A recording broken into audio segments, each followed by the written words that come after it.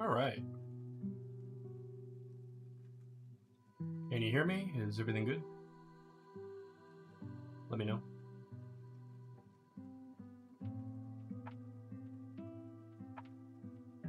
I can adjust things if need be. Switch over the.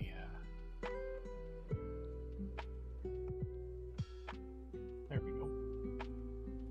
Let me shut that off.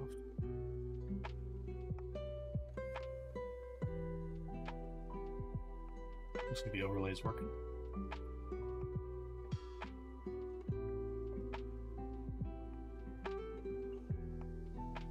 Let's get started.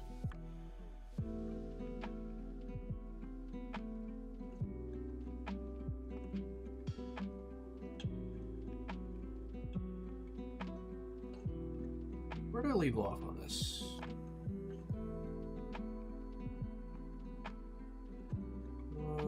Probably here.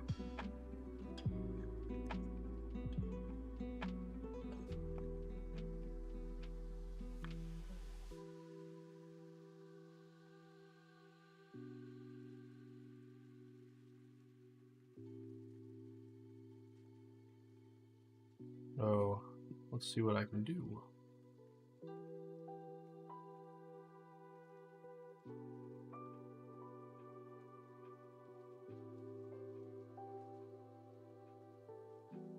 Listening for balance right now, yeah.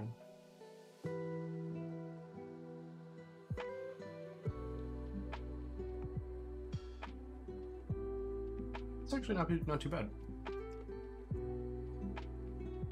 I think I'm probably fine on balance, actually. You can just drop that down a little bit.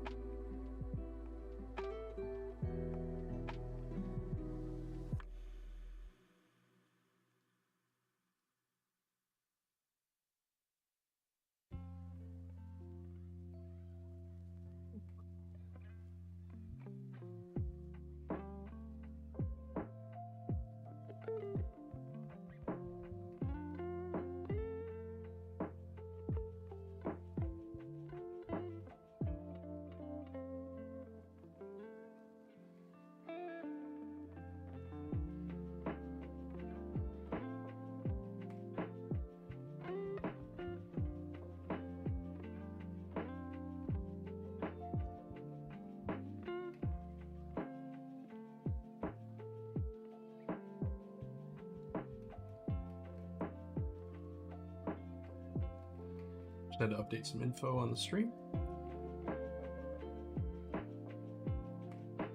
We're on that layer.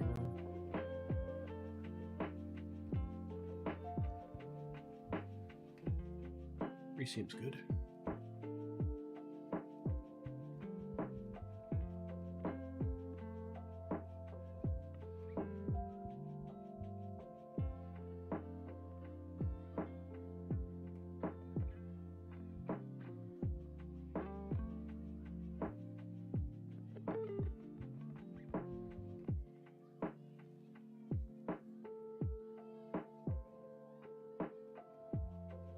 Give me some ideas.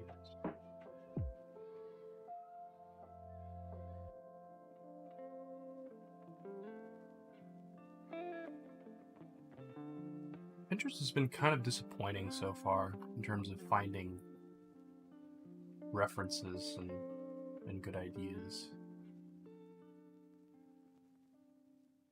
There's a lot of people that have actually made like realistic maps of real countries. Not realistic maps, but real country maps in the style of the old Mario map, which is interesting.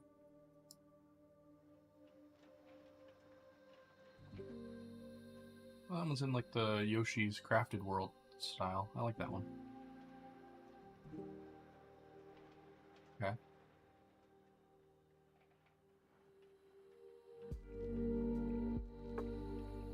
Interesting.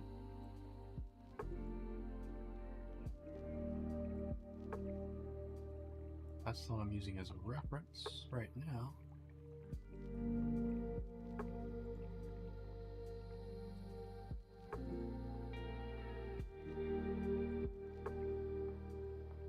might be the way to go. And first we have to clean up some of this stuff. Oh, that's gonna bug me.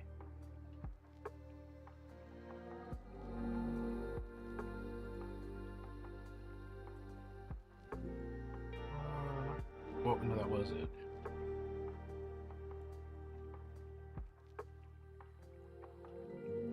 Keyboard shortcuts.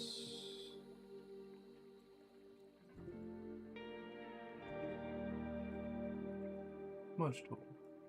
Has no shortcuts. Accept. Perfect. Thank you.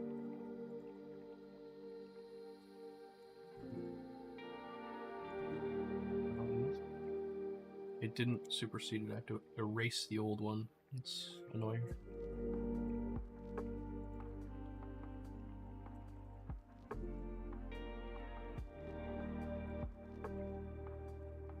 Got these changes. Thank you.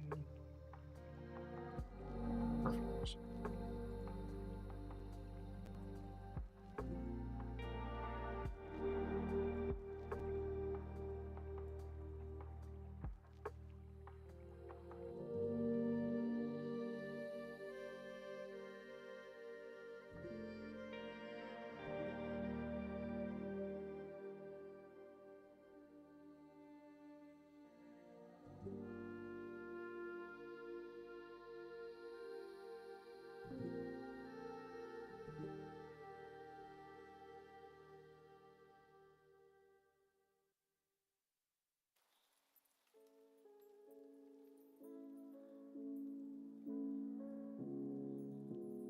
I'm rocking this. Okay.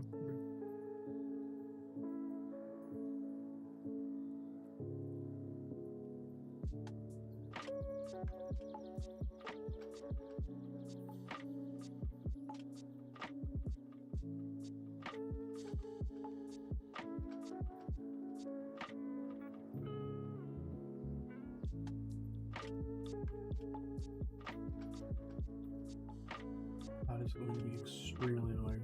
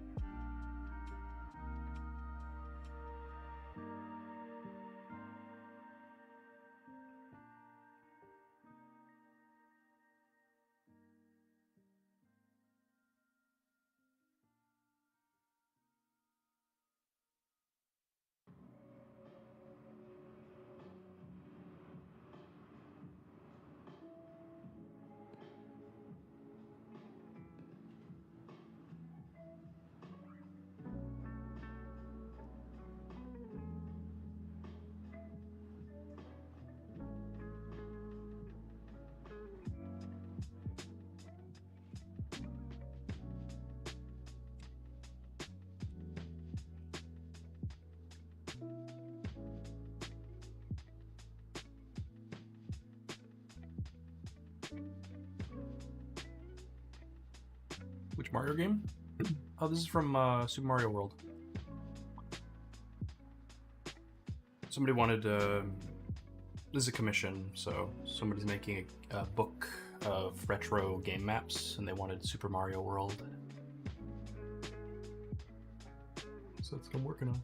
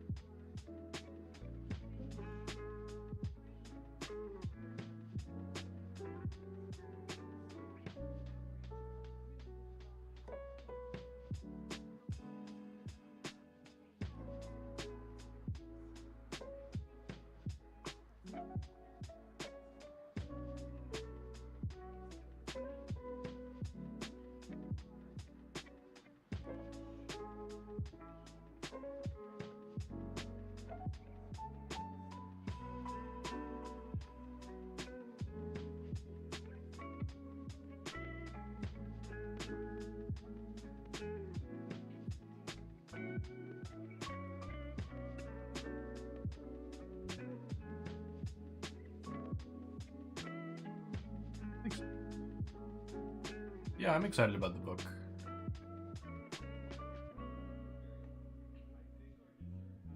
He's this client actually purchased another one of my pieces for a different book, because I did Zelda Ocarina of Time world map, or Hyrule map, and that is in the Nintendo 64 book of his. So he does like different game systems, I think. So each game system gets a book from the games that were made for it.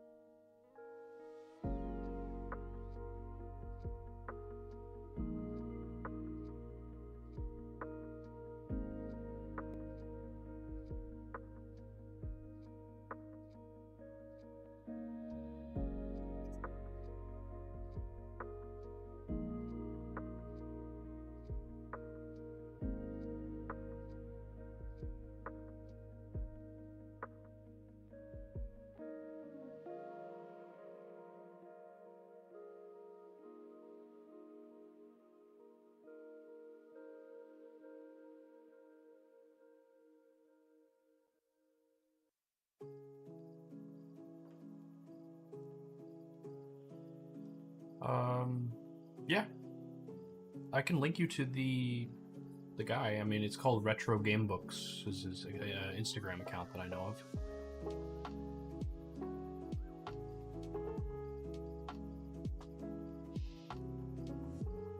Yeah.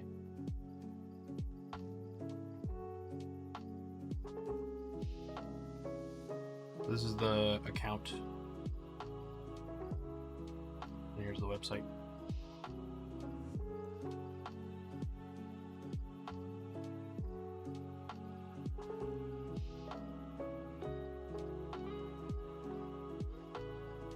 Have I ever done real world map making? Real world? Not really. If you mean like, you know, actual places on Earth, then no.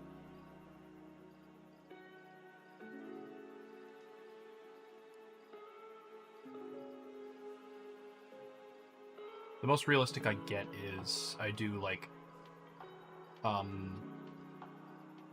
hyper realistic versions of fantasy worlds.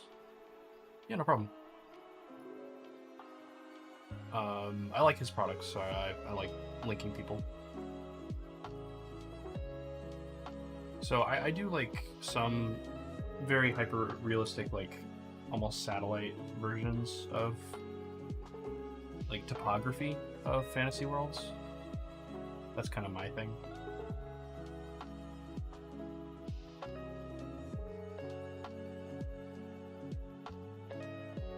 So, for instance, like if I go to my Patreon and I look for, yeah. So I'm doing like a Warhammer fantasy world, so I do stuff like that. With a whole lot of topography and real, like realistic ridges and stuff like that. Never done a real one though, because I always thought that like, because there's tons of people online that do real, like actual maps, and they'll take height data from flyovers or satellite images and they'll put it into Photoshop or whatever they're using for image processing and create actual maps. Whereas I actually paint this, so this is all painted. Yeah, you might have seen me work on it. It's been a project that I've been working on. I mean, this is pretty far behind. I've filled out all of this since then. And I have others as well. But that's kind of like the realistic approach that I take to some projects. Whereas stuff like this is much more whimsical. I paint it, color it, you know.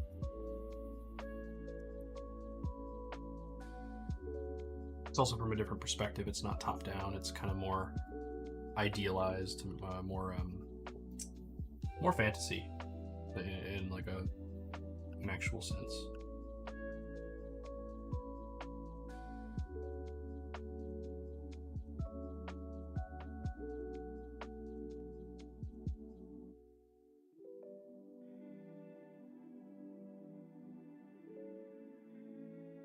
The eyes really stood out? What do you mean?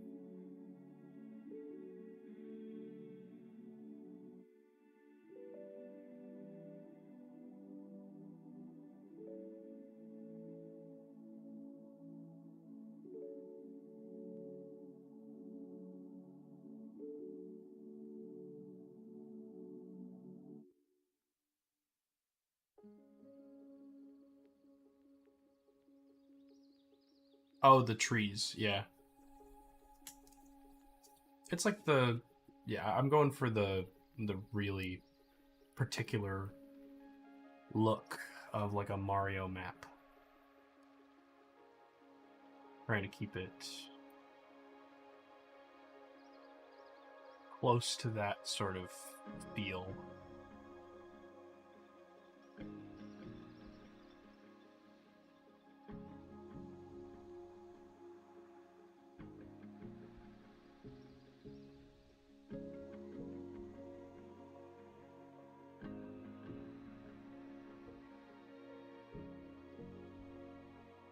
I've done that with the mountains and hills, but I need to do more, in my opinion.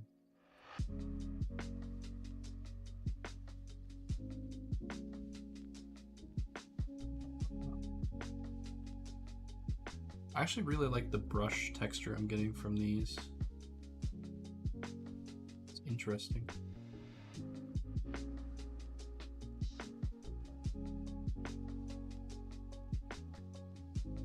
Once I zoomed out, okay. Well, that's good. I think the zoom out impression that people get is the most important, because when it's printed, it's much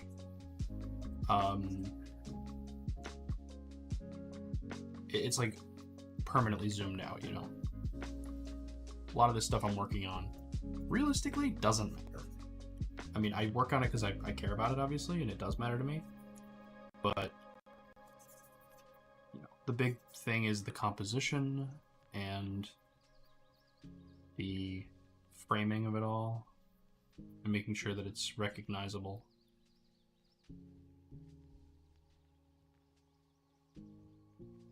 Which, if I'm doing that, then I'm seemingly alright.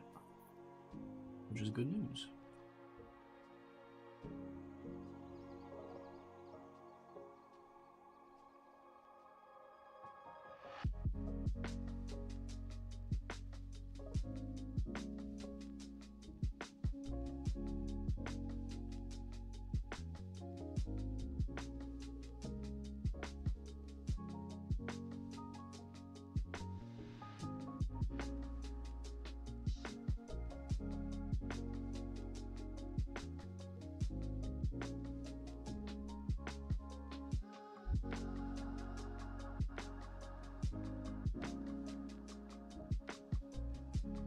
I'm gonna add little decorations that are very specifically Mario. I've already done that in some cases with, like, you know, this and this. Those are just kind of sitting there for now, though. I don't have a specific spot for them yet, or role for them.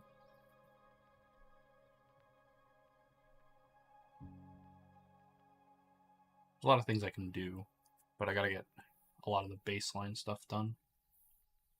Like, I'm still filling out all this landscape. I'm working on other stuff. I'm also, you know, actually working, so don't always have time for this, but I figured this weekend I would get some more work done on it.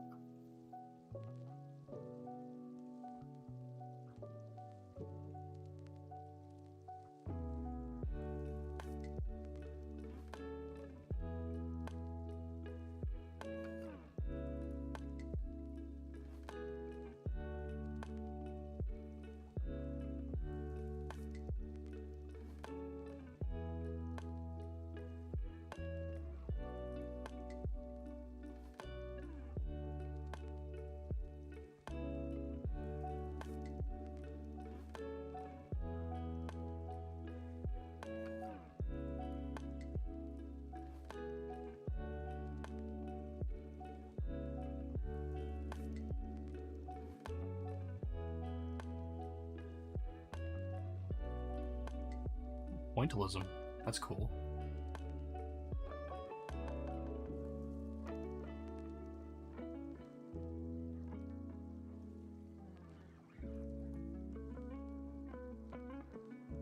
Do I tend to over detail the work, or have I found a middle ground?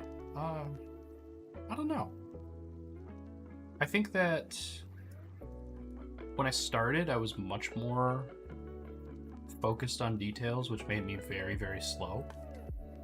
And over time, I've gotten faster because of, I think, that exact reason. I've found a middle ground where I found an understanding that details in the right places matter much more than details overall, which is a big part of speeding up the process. Because, like I said, the composition, the way that this reads from this distance is much more important than, you know, the way it reads from this distance. Mostly work with a 0.05 pen. Yeah, that's... all of my 0.05 fine liners I destroyed. I write too heavy and draw too heavy. But yeah, I think I've found a middle ground, but also in the process of finding that middle ground, I've also gained a lot of problems that I see in myself with being... I see myself as lazy. I see myself as only getting half of the work done, even though I've had to convince myself of the exact opposite in order to get more work done in general. Because nothing's going to be perfect. You can't finish every project to your the best it's ever going to be. At some point, you have to move on and make something better from the beginning. So, that's something that always kills me whenever I have to do it. But I've been getting better at it, which means that I'm actually finishing stuff and I'm, putting it out there and selling it and moving on. I think the bigger challenge is that I moved into newer media, right? Not just doing maps of places in video games or books or movies. So now I'm making a game, right? And so the process is restarted. I've now become the same beginner artist that I was with game development. And I'm like, well, I want to make this perfect. And I'm like, nah, just forget this one. You made it. It exists. Move on. Yeah. Learning how to accept something as done is the hardest part of being in any creative field, in my opinion. The only thing that I see as harder is, the disconnect between your eyes and your hands. Because that's the first thing that everybody notices when they start, is that their hands can't do what their eyes want them to. That's the biggest barrier, and that's the thing that keeps everybody from drawing or making anything or sculpting, whatever it is. Meanwhile, the people who get past that, they have other hurdles. They have things that keep them from being what they want to be creatively.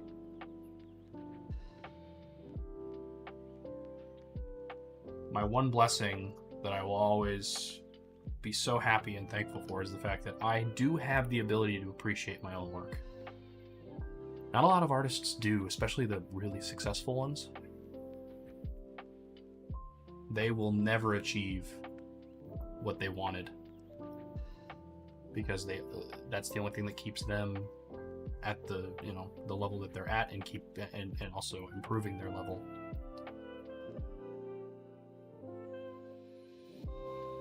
I'm glad that I don't have that, honestly, because I don't know. I think that would be a worse time through all of this. I'm glad I can appreciate what I've done.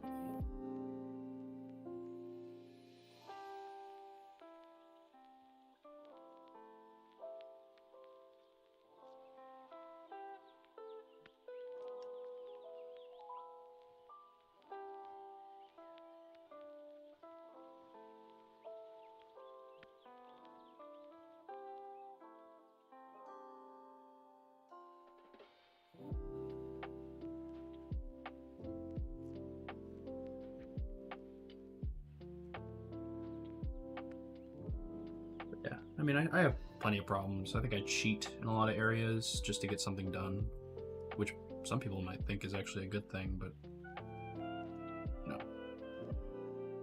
I don't get caught on it a lot, which is, I guess, good. But, I'll have areas of my pieces that are like, really? You finished that? You said, yeah, you know what, I'm done.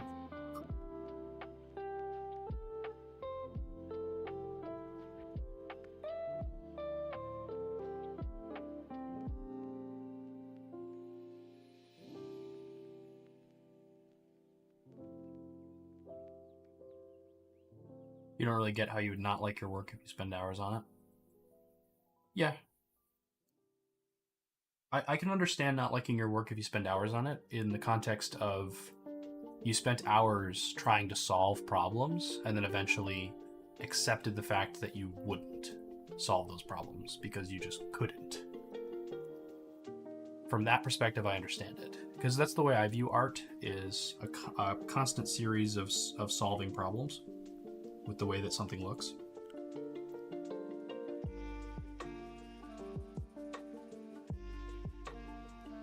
Which is convenient for me because that's the way that I view my work as well. Because I'm I'm a software engineer, so that's the way that I view all of my work. But to me, I break it down into, I don't like the way this blank page looks. I want to put something down on it. And then from there, it's just like, you know, whatever I have on the page doesn't look right. What's the problem with it? What do I have to add? What do I have to subtract? What do I have to mix together?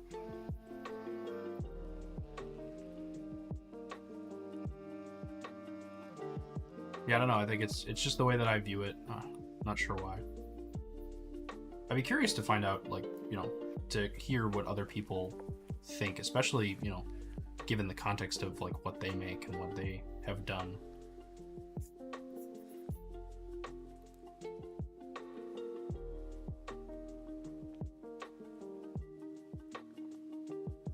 Because art is such a vast ocean of experiences and examples of so many different things.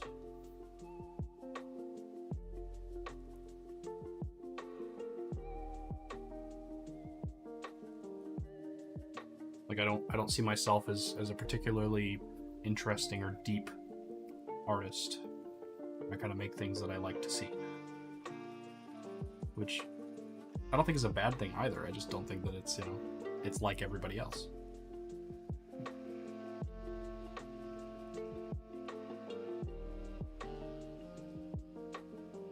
The frustrating part is that when I don't like what I'm seeing, I don't like the person I become. I get very defeatist. I get very frustrated. And it doesn't mix well because I'm also not a very patient person, which is kind of something that I don't think a lot of people would believe given how long I spend on these things. But yeah, I'm not a particularly patient person.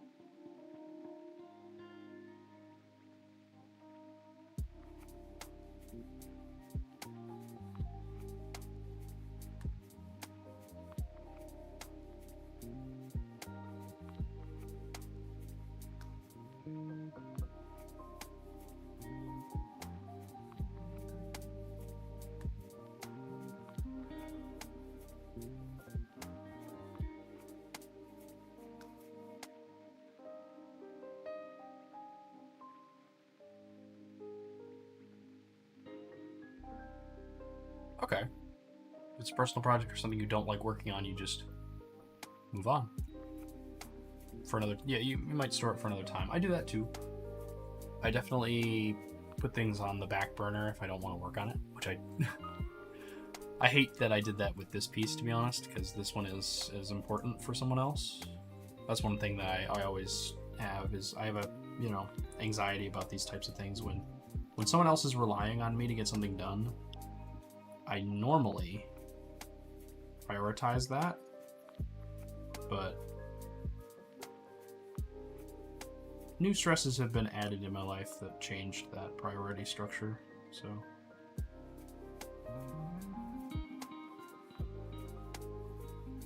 But I'm working on it now, and you know, I have to take the wins when you get them, you know what I mean? Because for me, it's like, whatever I'm doing doesn't always feel like it's under my control, which is an interesting thing to say, but like, if I don't enjoy the process of doing something, there's a very good chance I won't be doing it. That's just the way it is, especially on the weekend, you know? And I understand that comes with like a very undisciplined view, but I think that's something that we're all working on. But I mean, sometimes it takes some convincing or some, preparation to make sure that I enjoy the process of doing this. I'm actually going to get it done. It's like tricking yourself into doing something because you don't want to do it. Do you get it? Yeah. I feel like it's not an unpopular opinion. It's just something that, like, I know there are people out there that would be like, well, that's just because you don't have the discipline, the self-discipline, and you're not mature enough. Which I can totally, like, understand that argument as well.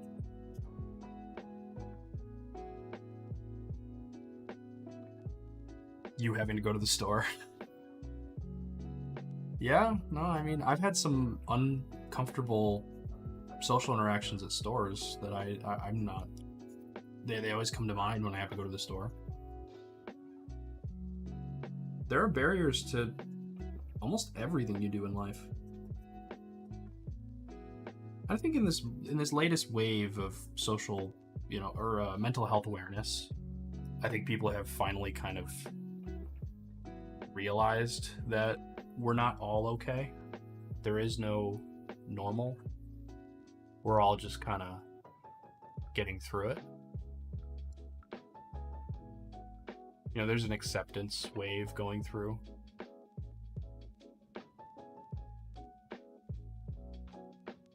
But there are still always going to be people that,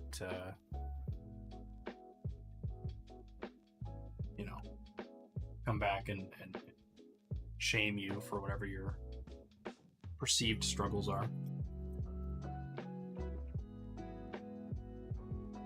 I would never say that my struggles are worse than anyone else's. Because there's no way I could know.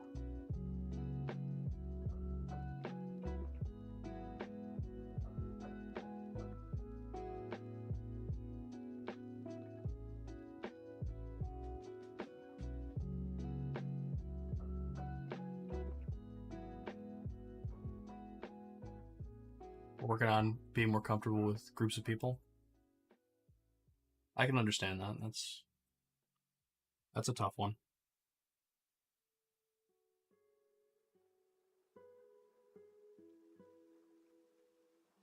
I'd say that I just don't like crowds. Like, small groups I'm fine. But, like, not even if I'm receiving any attention or anything like that. I don't care about that. But being in a crowd is just not where I want to be. Every time I see a line at the grocery store, it gives me that sort of, like, yeah, large and busy groups put you on edge. Yeah, I agree with that. And that's part of being at the store too, is like, I don't like it. Because everybody else wants something that's directly opposing what you want. They all want to go to the checkout first. They all want to get to this aisle first. And I'm not a confrontational person, so I just, I avoid people.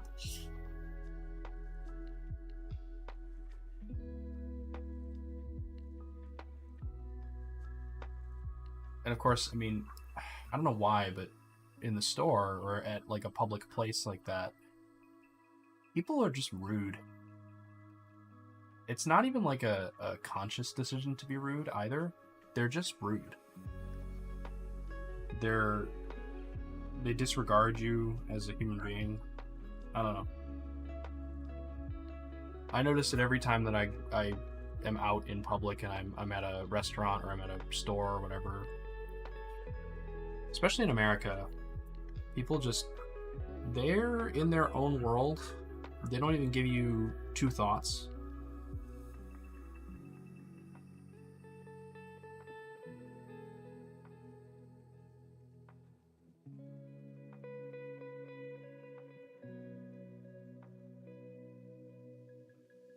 And then I have to wonder if I'm weird for noticing all of them and what they're doing. I don't know.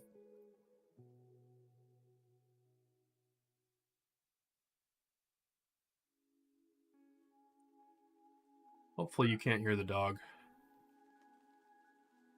I don't think you can. Okay, we're fine. He's going nuts. Which is why you try not to notice them. I try to. But there's always the guy who's asking for money in the milk aisle for some reason. You know, there's a...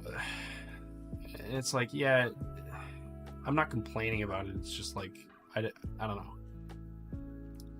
And there's always the people who are I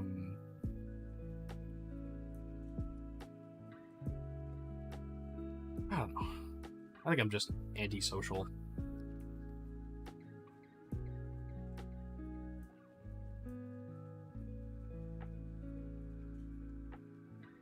You know, I've given money to people in a lot of cases, but I never feel good about it. And it's not because of whatever I think they're going to do with the money. It's just like, I didn't like the interaction. You don't want to be engaged with when at a store. Exactly. It sends chills up my spine whenever somebody comes up to me that I don't know in a place that I don't particularly feel safe. Why would you do that? But then again, there's a lot of people who would say, well, that's what's wrong with the way that we live now, is like people are so separated. And I mean, part of that comes down to the fact that I don't think we have a lot of the facilities for communication between strangers.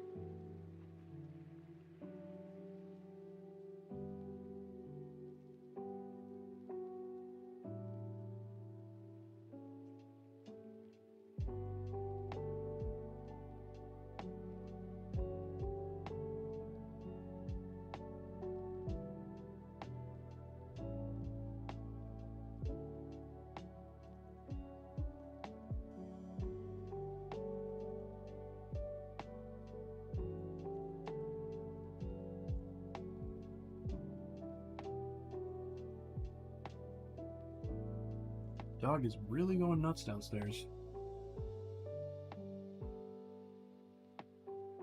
But it depends on the setting.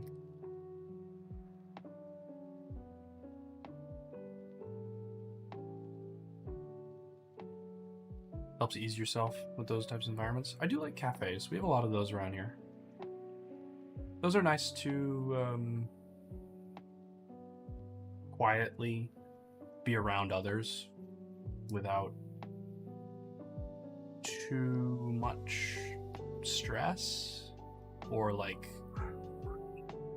attention on yourself, which is nice. Oh, you can't hear the dog? Good. That's good, because he's really annoying. He's a tiny little thing that just never stops yipping.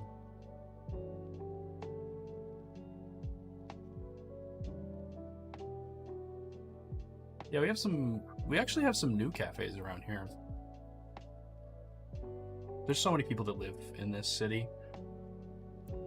It's one of those cities that like everybody lives here and then you did hear him. Yeah, he projects. He's tiny, but he projects that voice of his. But yeah, there's so many people in this city that work in other cities around here, like bigger cities, but their house is here. So we have tons of new businesses that are popping up because, I mean, because of all the people that live here.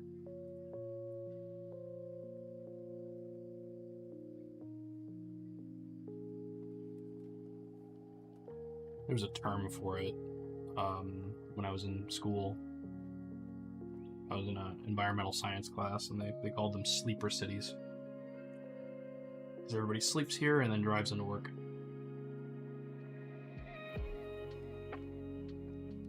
It was not a positive term. It was a, we should change this type of term.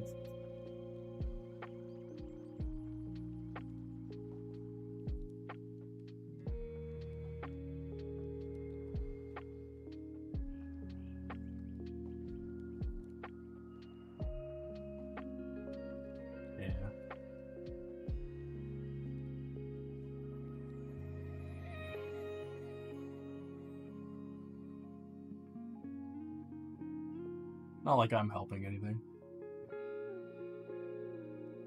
I drive a Ford. Not a truck. I don't drive a truck because I don't need a truck. I don't think most people who drive a truck need one, to be honest. I just have a A to B vehicle.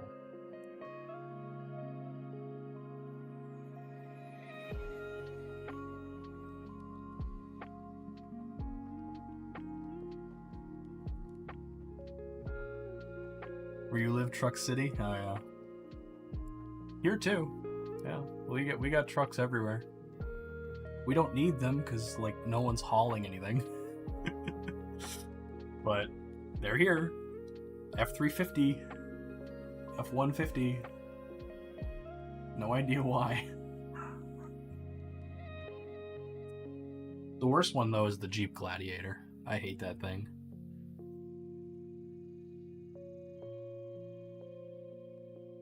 It's so ugly, and it doesn't have any capacity. I don't know why anybody bothers. Even from like a truck perspective, it's not a good purchase.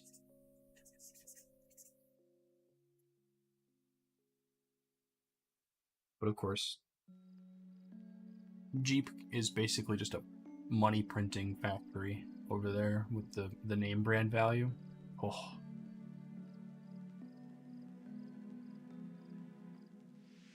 It's just teeth grinding bad, I bet. Yeah, Texas is definitely a truck capital. I live in the Motor City, so it's all Ford, Chevy, GM, and it's all giant cars that we don't need.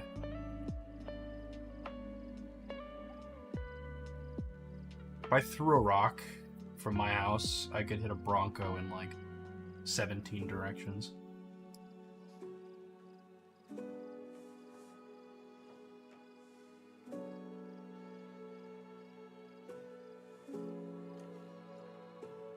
Never got the appeal of Jeeps. Me neither. But everybody who went to U of M in Ann Arbor drove a Jeep because it was the name brand.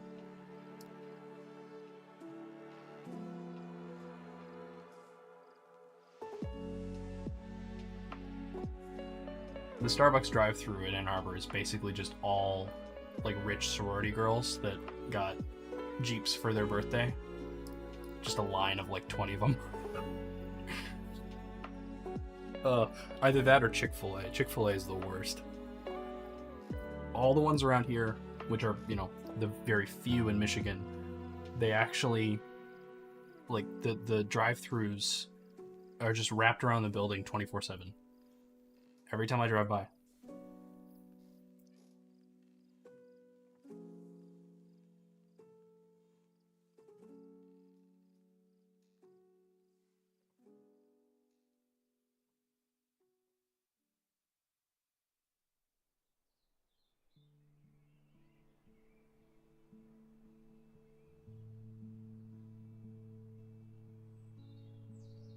Not even that good. No, it's not. The only thing that I can say about Chick-fil-A is that the one on my campus was cheap and easy to go to because no one ever went there, which was crazy to me. You know, the line was never that bad. And I think it's because there was no drive-thru because it was on the campus. So it was a walking campus. Chicken breading sucks. Good lemonade. Okay. I never had their lemonade. But yeah, I went to the one on campus a lot, and that was fine because there was no line. I would never go to the drive-thru for it though, because that is literally a 45-minute wait. And I have no time for that. I'll just go to Burger King because no one goes there. You know, if I want greasy food, I'll just go to wherever is the shortest line. Except for Taco Bell. I can't do Taco Bell. Ugh.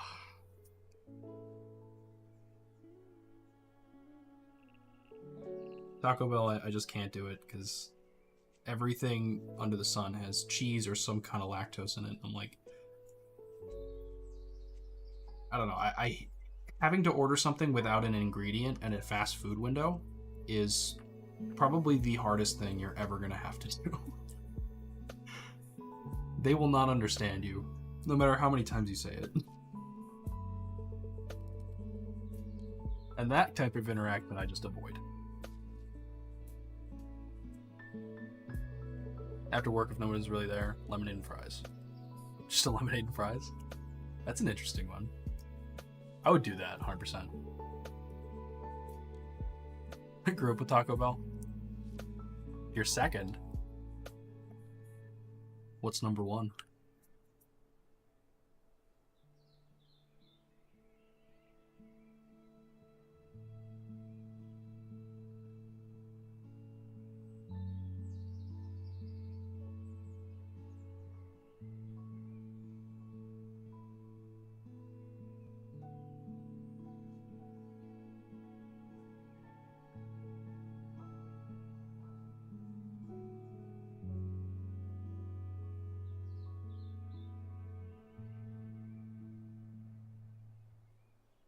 You don't know? You don't remember?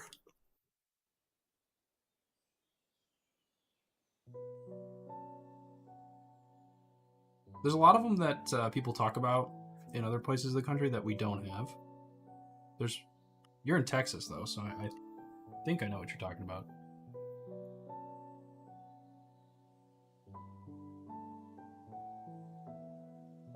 I never remember what the names are. Can't lie, McDonald's? No, interesting. Okay. Not what I would expect. McDonald's got too expensive for what they're offering, in my opinion. These days, the Mediterranean place around the corner can give me probably like at least twice as much food for, not even kidding, a third of the price. And that's like actual numbers.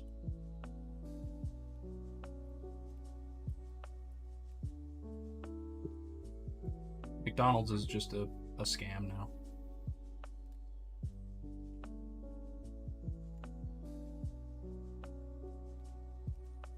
Whataburger, that was the one I was thinking of. The owner went to Chicago. Interesting. I didn't know that. I've never had Whataburger. There's never been one here, so I have no idea what it is like or was like.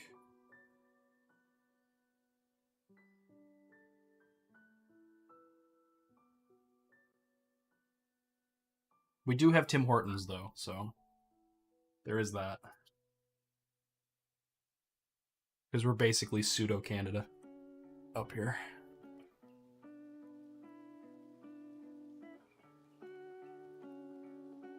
Number 3 meal. You love a bad burger? What's Tim Hortons? Oh, come on. You know what Tim Hortons is. That's that fast food donut goodness. They give you the holes of the donuts. They call them Timbits.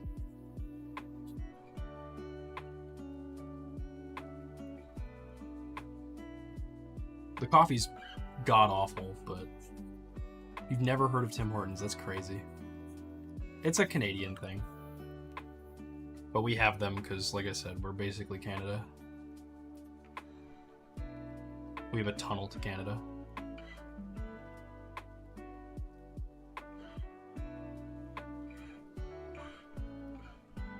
I could just go there for the day. Never heard of it. It's basically like a fast food breakfast place. So, yeah. What's the weather like? Cold as fuck. Right now, the temperature is... oh, right now it's 20. It's actually pretty warm. It's gonna snow, though. And then tonight goes down to 10. Last night it was down to, like, -3.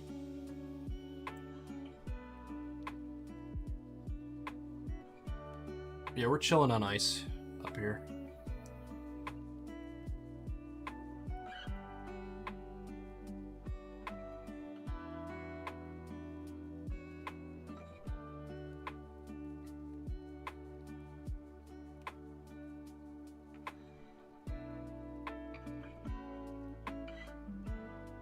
$68. Yeah, sounds about right for Texas. Although you guys have gotten some pretty cold weather.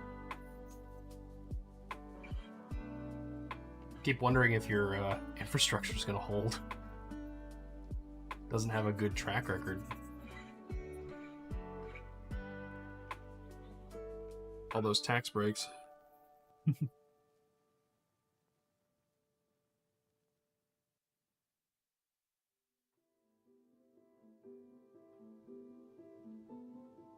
$68 would be so nice.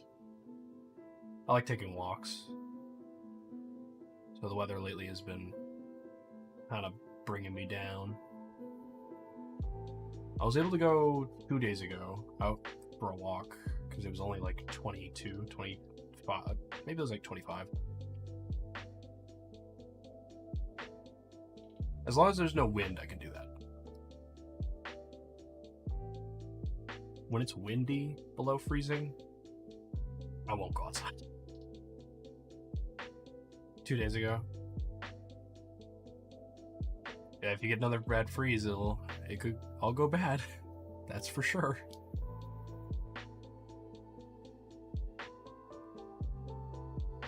That's crazy walking weather. Yeah, I mean, I don't go for my normal, like, because in the summer I'll go for like 10, 15, maybe 20 miles. But, you know, in the winter, if it's 25 degrees, I'm gonna go like 5 miles. I'm not gonna do some crazy shit. Texas would fail with freezing wind. Yeah, no, it's not built for it. Which, I mean, it shouldn't be. Well, it should be now, obviously, because it's not like it's not like it will never happen. I think they should probably prepare for it. But historically, it makes sense, because why would Texas be built for that? Here, though, I mean, we just kind of shake it off.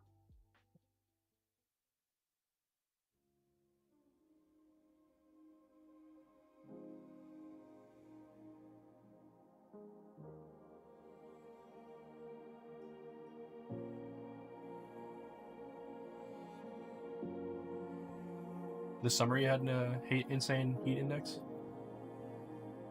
Interesting, I didn't see it. Yeah, that's the bad part about living here, unfortunately. Well, you guys are actually kind of approaching our type of weather, which is interesting. Where you guys like have seasons. I don't know how your autumn is. I don't know how fall goes for you guys, but around here we definitely have temperate climate all 4 seasons.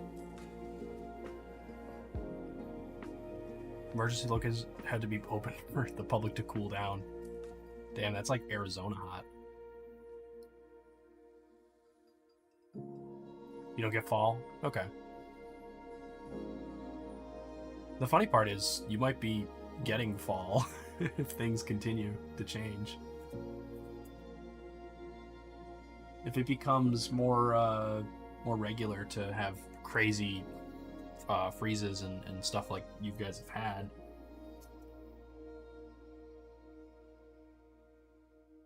There might be some changes coming.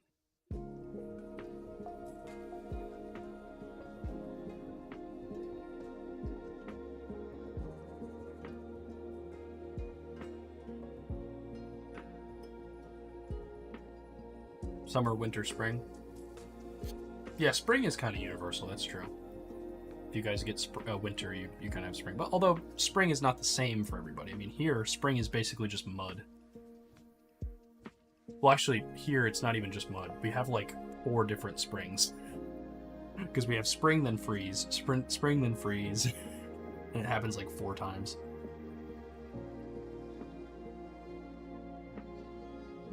Which is always fun. Especially now, because of all the changes in climate. No idea what we're going to get now, because we have lake effect weather.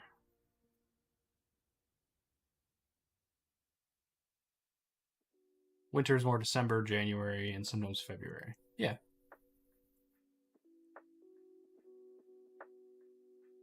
Lush, bright greens. Interesting. Yeah, our winter goes till like May sometimes. Depends.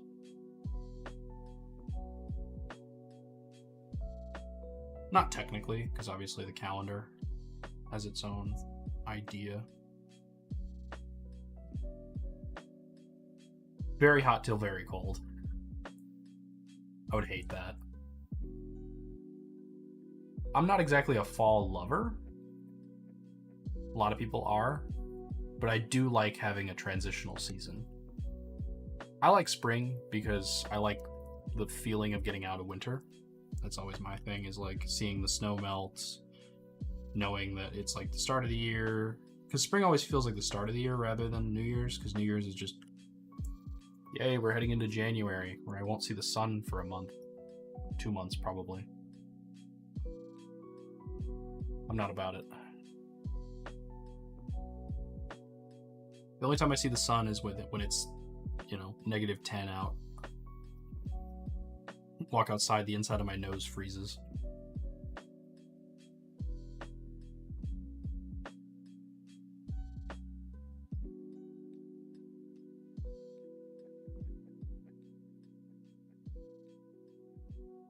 The idea of cool weather is so crisp. I love cool weather. I love that middle ground of like 50 degrees, 60 with wind. Light jacket weather.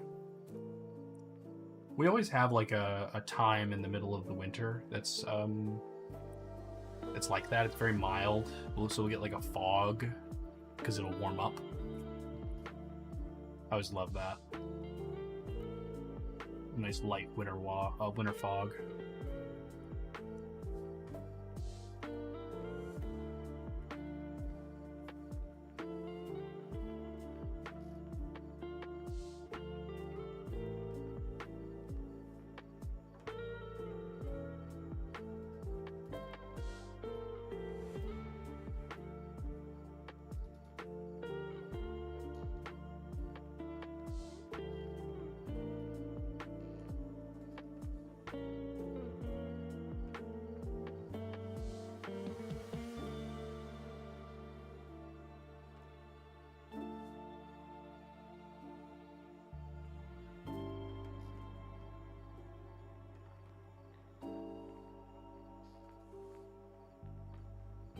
Intense humidity.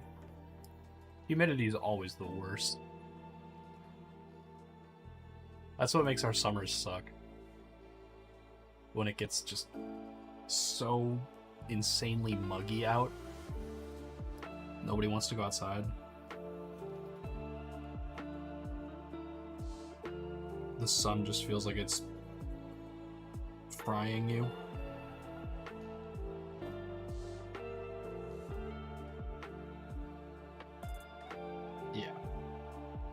Yeah, humid weather. I could never live in Florida.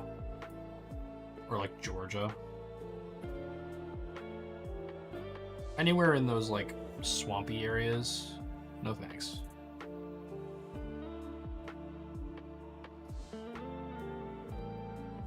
Being sweaty is just not a good thing. You know, I look at people that live in Florida and they're just like always sweating through their shirt. Just always. That's like the permanent that's the permanent existence of being in Florida. Everybody must just smell awful. They're built different, yeah. For sure. They must be. They gotta be.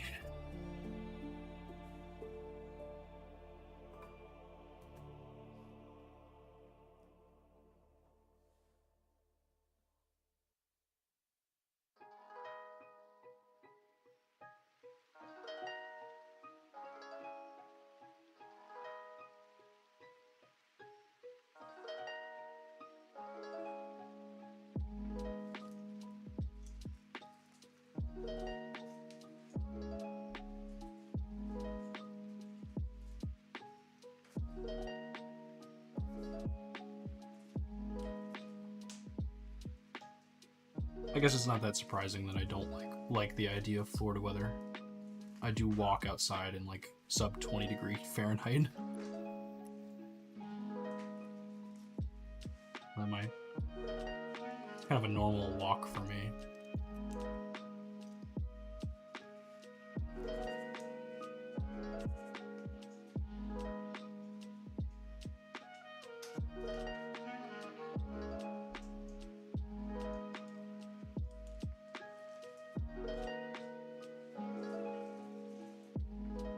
You just smell the weather? That's true. But it doesn't smell good. The weather does not smell good when it's like that.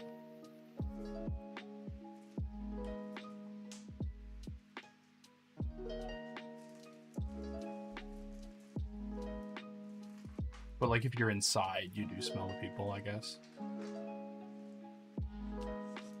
I don't know.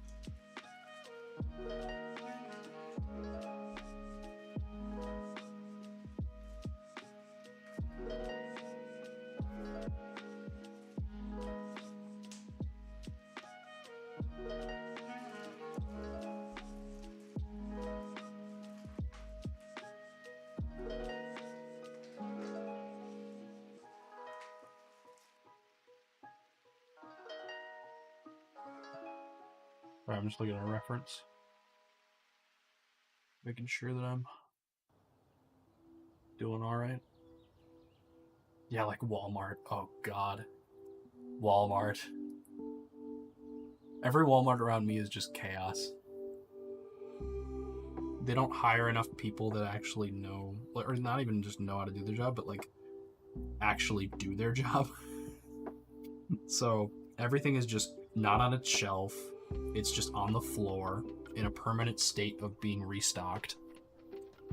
There's children running around. You have no idea how they got there, where their parents are. No clue. I don't shop at Walmart. I stay away from that place.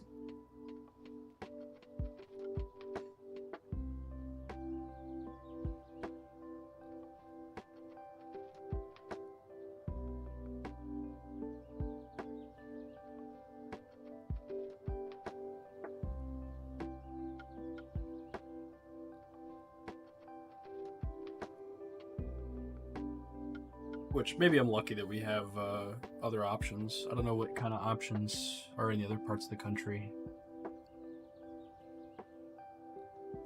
But I go to, you know,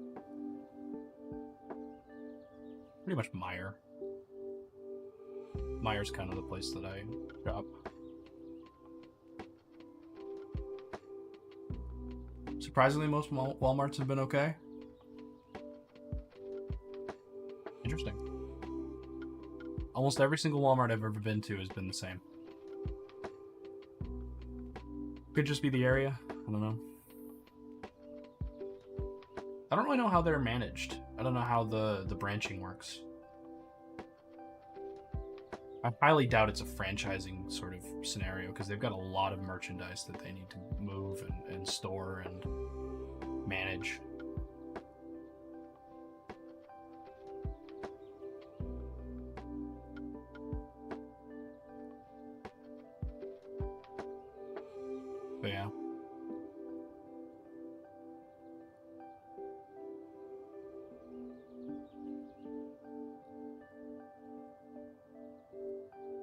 Walmart, Target, HEB.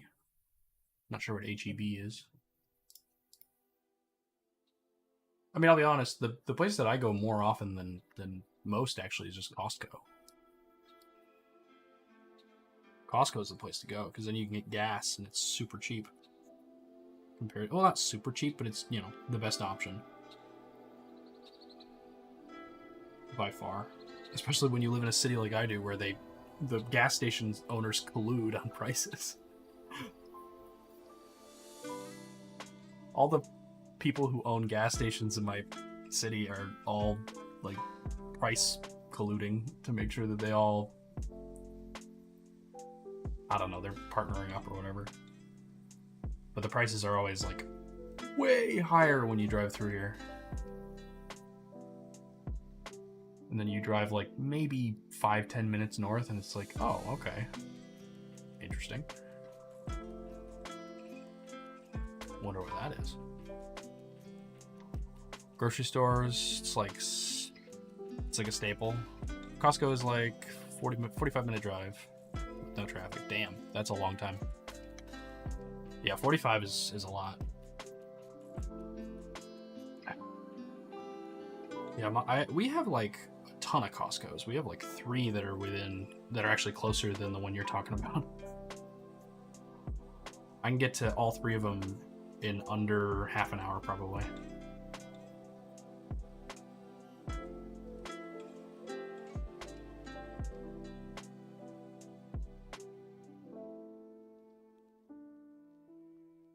Yeah, the one place I don't really shop at as much, or pretty much at all, is Target. Except for Walmart, obviously, because I don't shop at Walmart.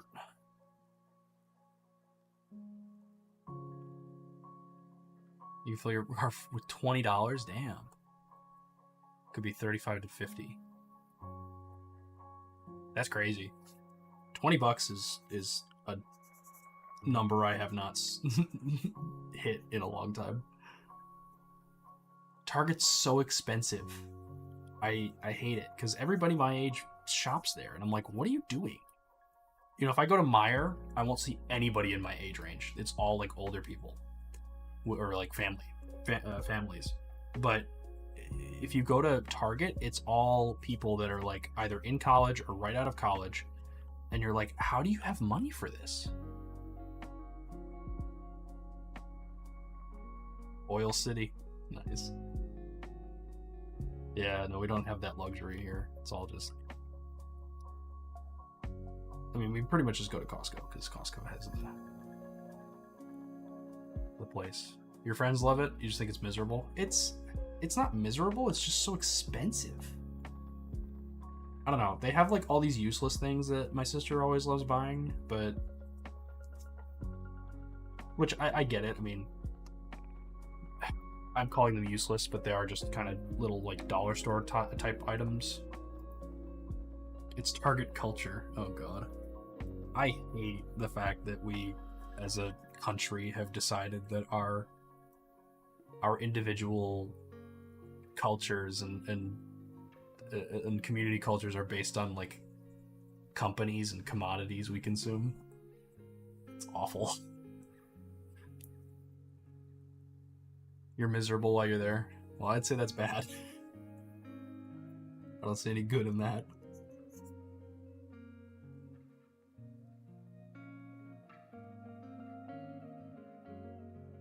I don't know. I just think that it's funny because I'll go to like an aisle with obviously stuff that I can get anywhere else, and because that's what Target is. I mean, they have some clothing that is not available anywhere else, but like that's kind of it. But I'll go to like an aisle with some candy in it. I'm like, what the hell?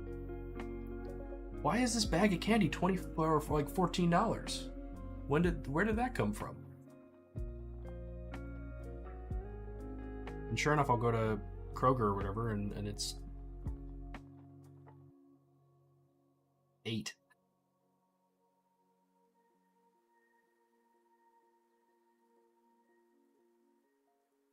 Part of that is because of how our country is. Oh yeah. We've definitely, as a collective, decided We don't connect with the American Dream deal anymore. Not at all. American Dream doesn't really exist anymore. 8 is still bad. Yes, it's still bad. But, like, the fact that it's almost half the price at another store other than Target, even after, inflation and all that shit that's gone on the last 2 years. I mean, the price difference between Target and other places is insane.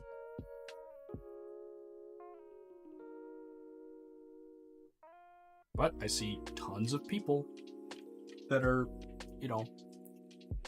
my age or younger, and I'm like, what? How did you get that money? Everywhere I look online and in the news is like, oh, well, young people they're never going to be able to buy houses, and nobody has jobs, and, everybody's getting laid off from their COVID jobs. God, living is so killer? What?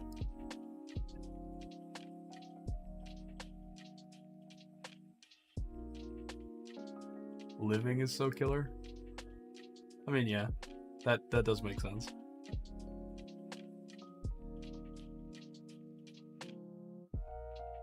I don't know.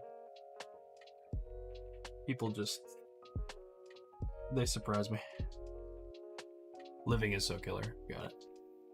Yeah.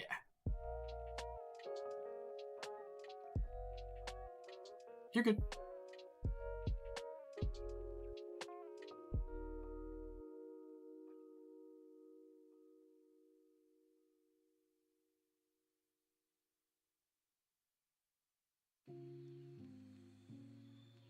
I mean, you're not wrong. God, living is kind of killer.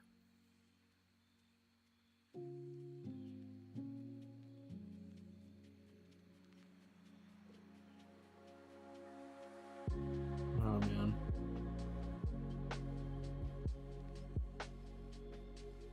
I'm very glad that I'm doing this today. It's one of those things that's been in the back of my mind, and I can't shake it, even though I'm not doing it. That comment got you? Which comment?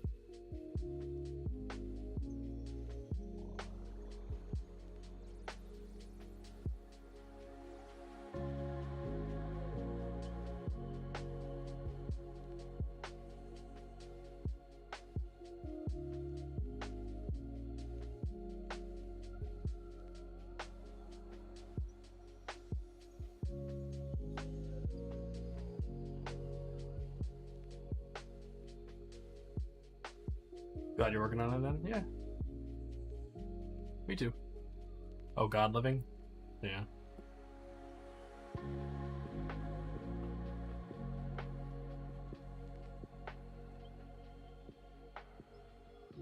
Living's interesting these days.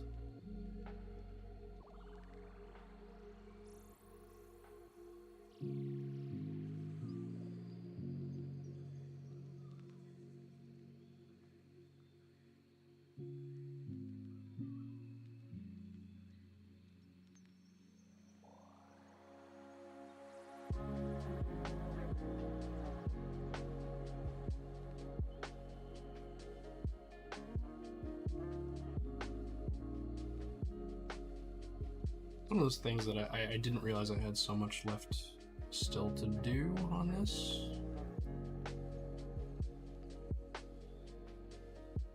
I kept thinking, oh, it's fine. I'll just get that done. Not the case.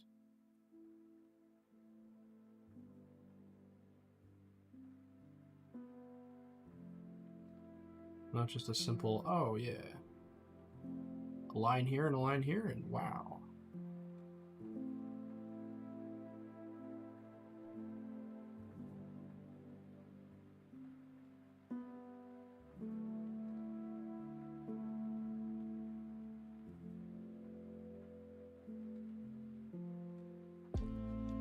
You think the American system of social engagement is built around buying and selling?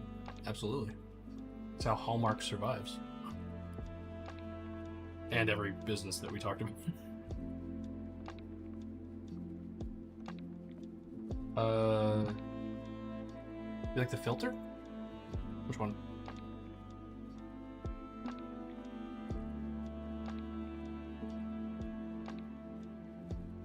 I have a lot of... I don't know what I did. But I have, like, different layer effects going on.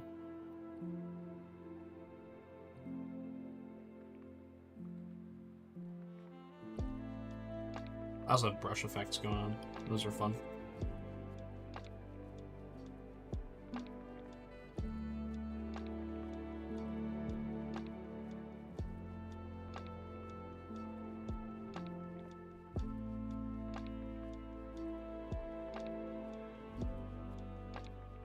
Myself, there is no reference for this. I'm just adding this.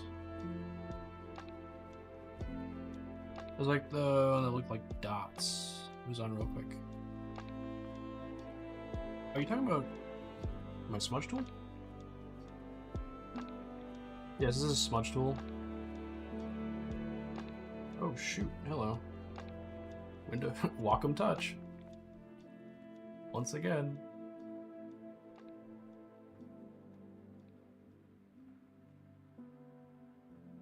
But yeah.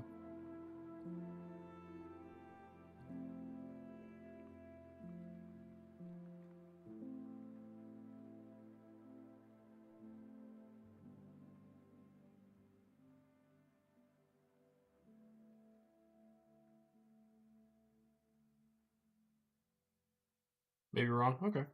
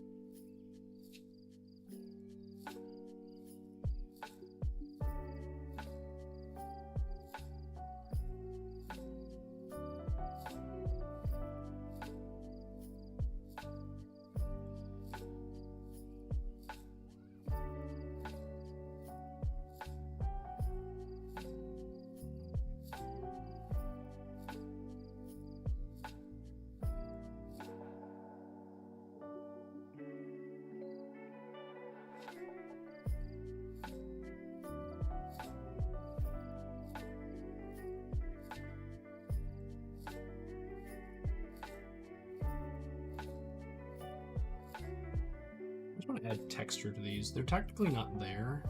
I just, you know, I don't like always going exactly along with the reference.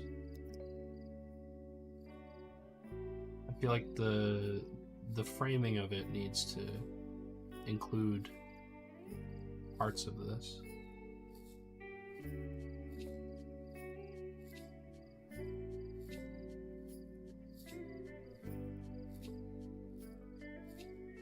It's all about shapes and the way the eye reads it.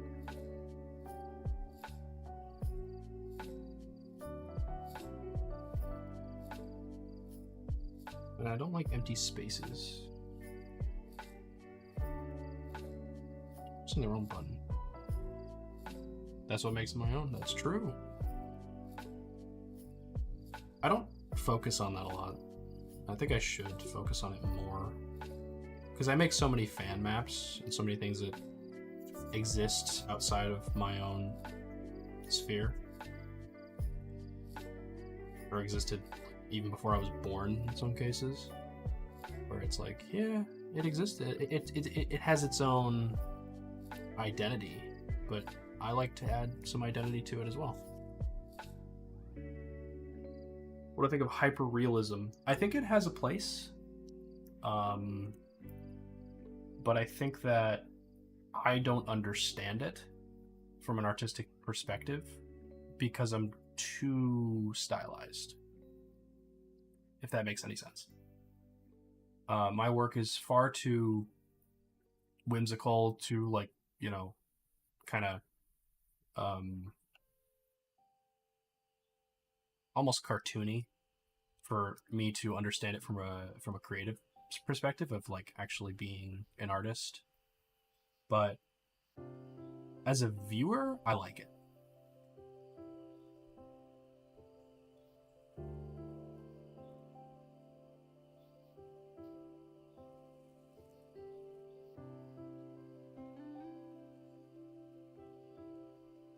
Why I get paid? Because they want my work. I'm not sure what you mean.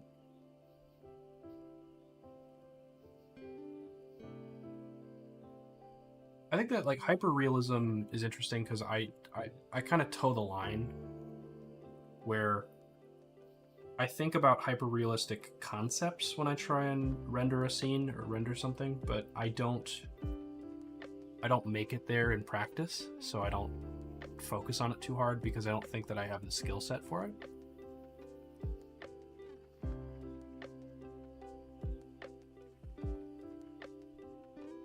I don't know how much of my perspective on it is clouded by my acceptance of my real world potential, because I've had to sort of come to terms with the fact that I can only do so much. This is how much I can do. If I want to make this project, I have to be realistic with myself and give myself the length of rope to actually or like not the length of rope, but like the tools necessary to actually finish something instead of just endlessly working on it until it's perfect. Maybe in another world, in another life, I could have been more hyper-realistic. I could have been more focused on portraits and maybe sculpture. Something along those lines. But I think that, personally, a lot of my perspective comes from the fact that I became an artist in the beginning of an era that we're living in now, where I think that realism is becoming whatever we want it to be in an artistic sense. We have so many technologies that are coming out that are going to change how we view art, and that is going to be interesting for artists to create for. Because I mean, imagine if you had an actual virtual reality environment where your entire realism was affected.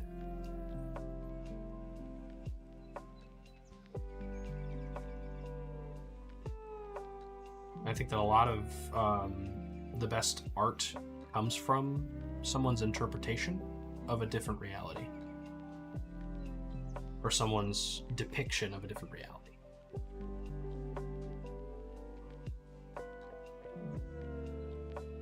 So, you know, I like a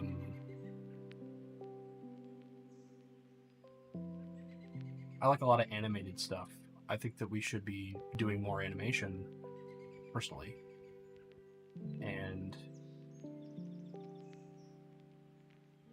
a lot of those animated works, they do rely on realism, but they don't achieve it, obviously, in the final production.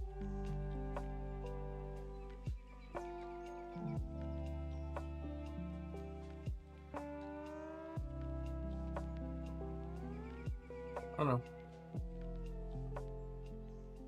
I mean, I will say there is an element of my brain that kind of does sort of tune out if I see somebody drawing like a printer. You know, I'll see the YouTube videos all the time of people like, oh, I can draw like a printer, and I'll just draw line by line by line, like scan lines. And I can respect it, but I do sort of tune out as a viewer. You watched a stop motion film of the story of the rat. Interesting. Stop motion is very cool.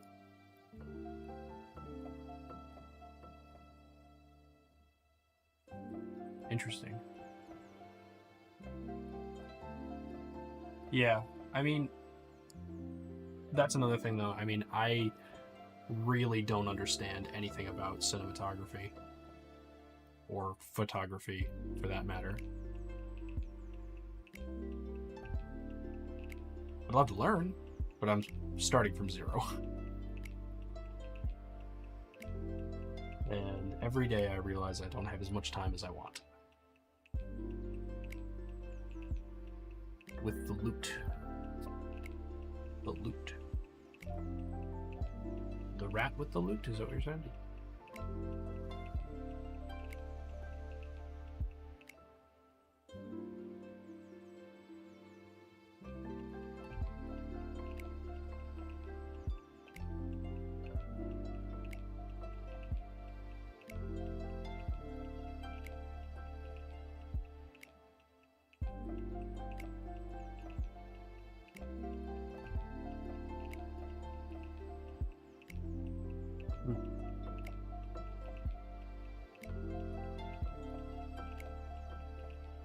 Someone said the hyperrealism is a marathon of work. Yeah. There's tons of like crazy projects online that I'll see, and I'll look up the artist and see like, especially with video, I've seen tons of projects that just blow my mind.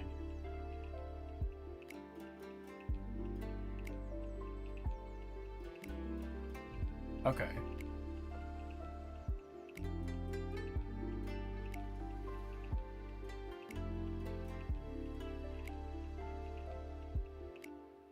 Yeah. I don't know. I think I respect a lot of the academics and people that do this type of art where they hyper realistically render what they're seeing and they do as best a job as they can. I can respect it. I don't think that I would say I'd prefer it over something else. Made you appreciate it, but still not something you would want to own. Yeah, I can agree. Then again, I can turn around and, like, there are plenty of landscape paintings that I like. You know?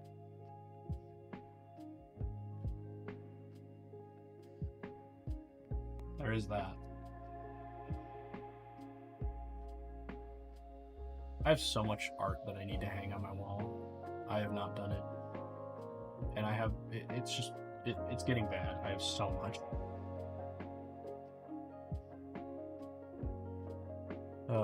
I need to get on that.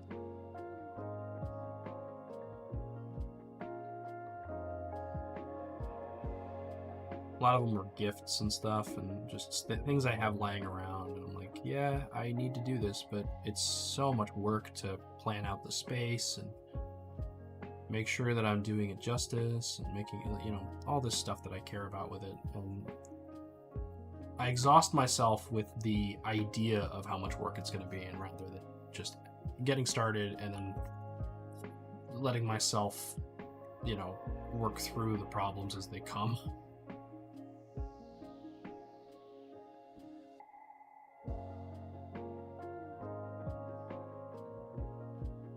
Exactly what I do with the actual artwork that I make. Do I feel like I just don't have any time for it? I feel like there are two ways I think about it. One of them would include a thought like that. The other one would kind of go, well, you've kind of manufactured a life where that's true. I definitely make myself, or make my life difficult to do things like that. Not on purpose, but sometimes on purpose. And that's where I would probably criticize myself on that. But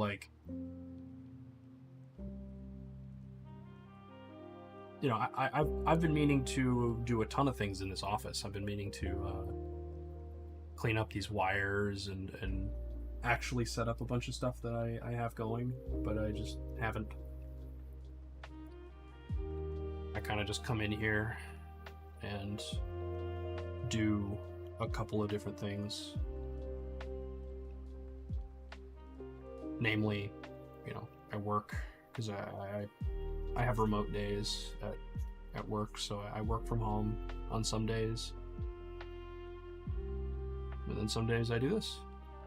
Not enough days, though. I need to keep doing this because it gets me working on art, which is one of the most important things to me right now. I need to keep doing this because I've built something and I feel like I need to keep going. And part of that is with my setup. I need to actually clean it and make sure that it's a good place to create at, because if I don't, it will affect the work. I don't want that.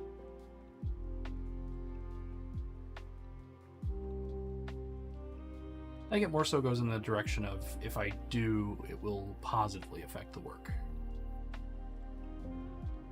I think that's how I would think about it. How I would choose to think about it.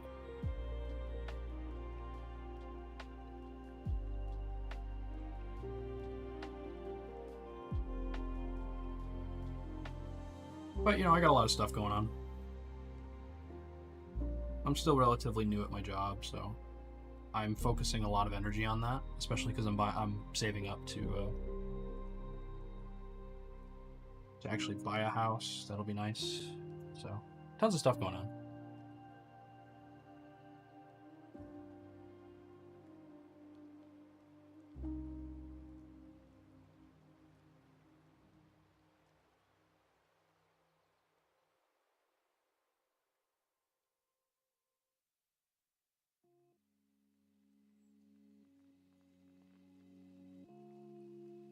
One thing at a time, exactly.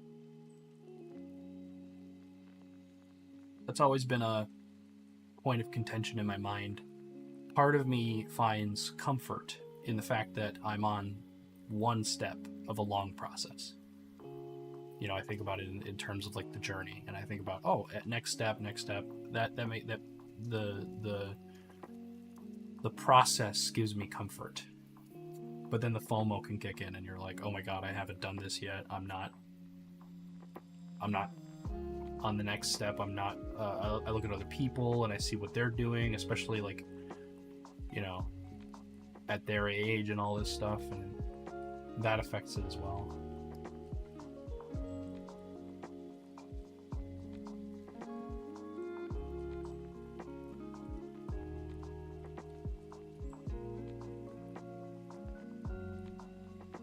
Feels like free falling, yeah.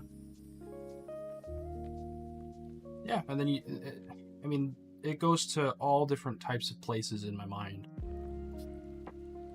that are not necessarily good places to go, but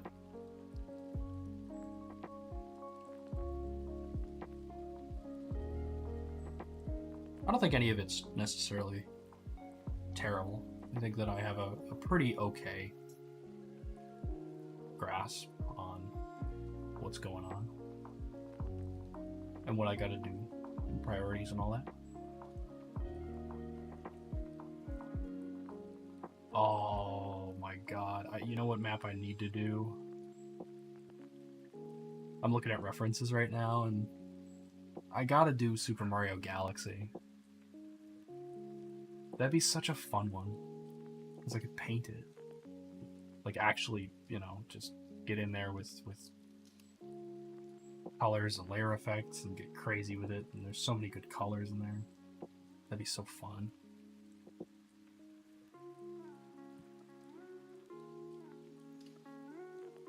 You see them from the outside and they have like a community. It looks maybe easier.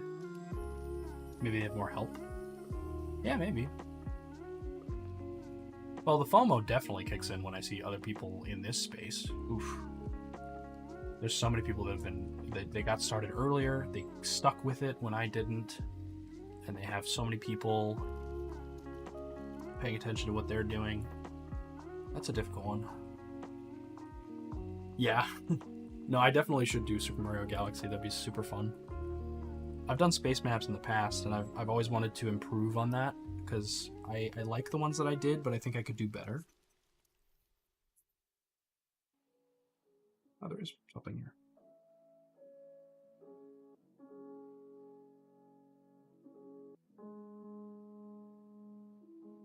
This is gonna be a big one.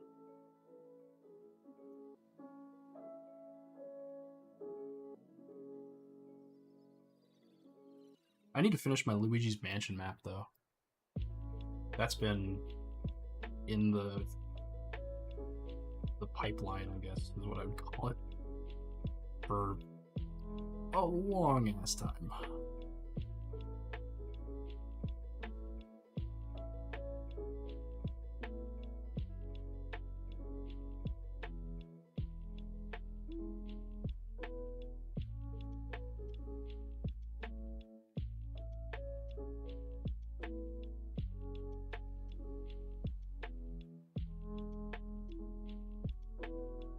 But I've got plenty of time to stream this year. I gotta get more stream hours in. Hardest part is just clicking that start button, man. Every time. I'm like, well, nobody's gonna watch. But then I'm like, well, it makes it easier to record. And finally I'm like, well, it gets me actually working on it, so just do it. What's the downside? Downside is I sit here and listen to music on my own, which is fine with me. That's the worst case scenario. Well, no, the worst case scenario is always the one that happens, which is the internet doesn't allow me to upload the stream. Oh, come on. Wacom Touch strikes again.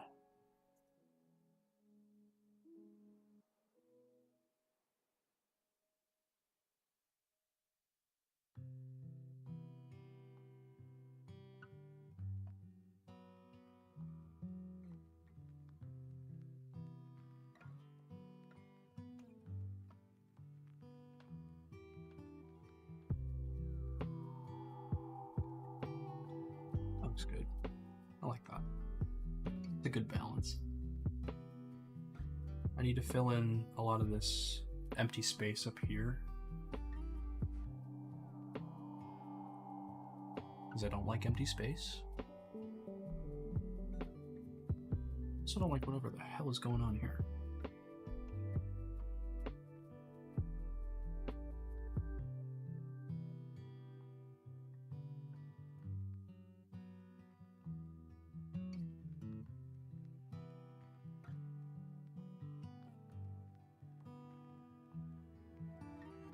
I get distracted from a section and then it sits there like that forever until I finally notice it and I'm like, oh god. Did I do that? Couldn't have been me.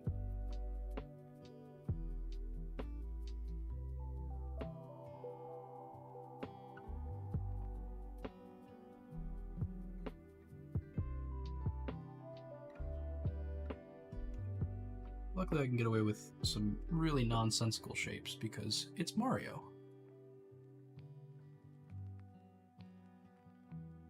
He's like a 3'2" Italian plumber who jumps around on mushrooms.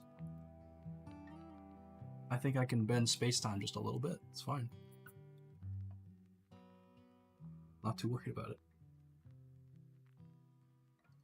As long as the game engine wouldn't argue with me, I think I'd be fine.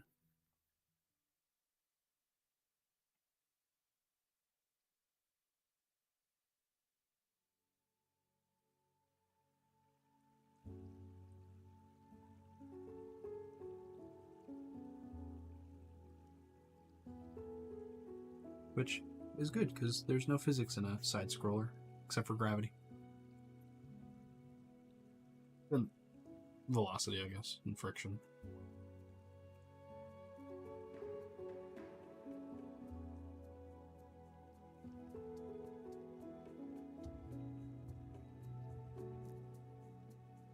shouldn't say there's no physics. I just think the physics don't. They're not going to be rude to me.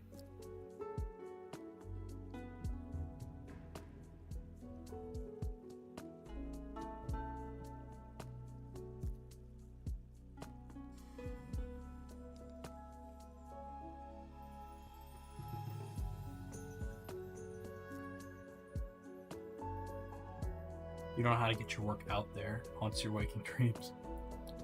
Yeah. No, I know how you feel. I mean, basically, my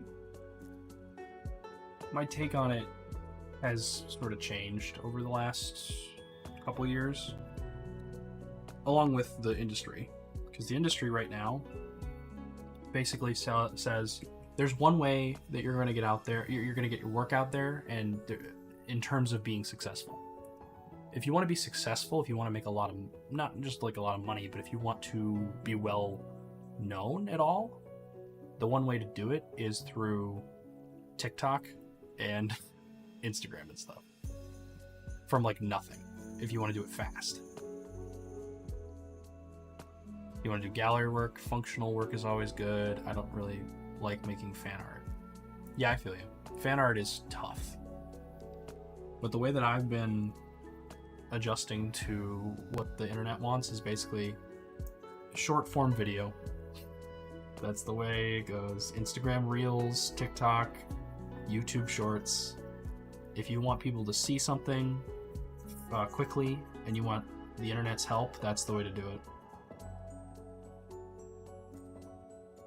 It's like the only way to do it.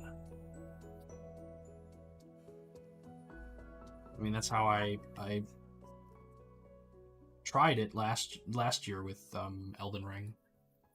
You know, I streamed all of it, and at most maybe 3 people were in there at one time, which, you know, overall is actually not that bad. Starting live streaming is so hard because, you know, the entire audience of live streaming as a whole is basically in like a set of maybe 100 streams. I'm right. It kills you. I'm sorry. But yeah, the only success I found last year, even though I streamed almost 150 hours of Elden Ring in like a month and a half, it was literally just the fact that I posted edited shorts of the streams on YouTube.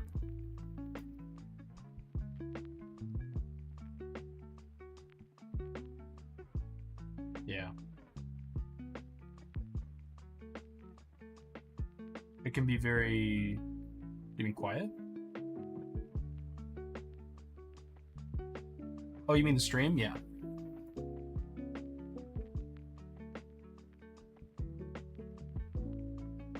The idea of a friend group? Oh, yeah. No, I definitely agree that Trust me, I know I need friends. That's not something I don't know. And it's easier to entertain that way when you have multiple people. I just don't know anybody that would want to do that, which is the hard part. I don't know anybody who would want to jump in a Discord or anything like that and like do a video or something.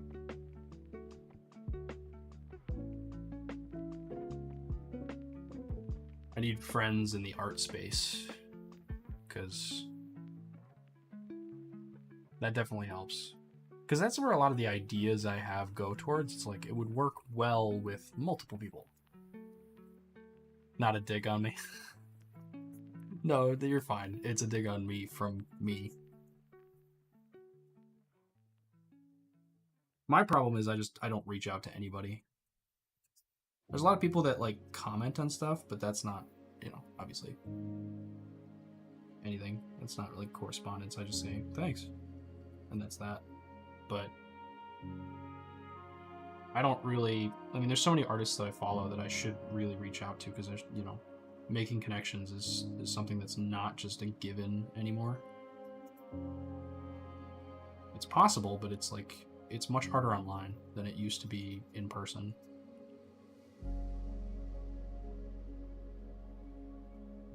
weird. Why did I do this? Why am I like this? There we go.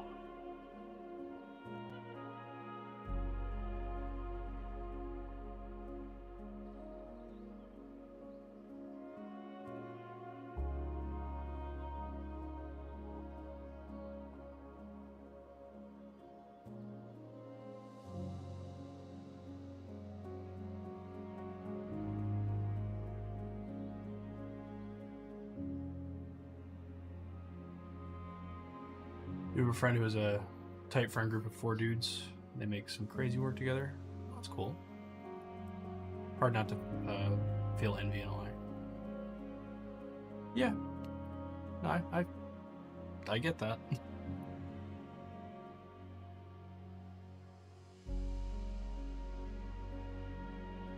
I think the one saving grace of it all, in my opinion, is the fact that, like, most people like that, most groups like that, are just kind of podcast groups. And those are really saturated.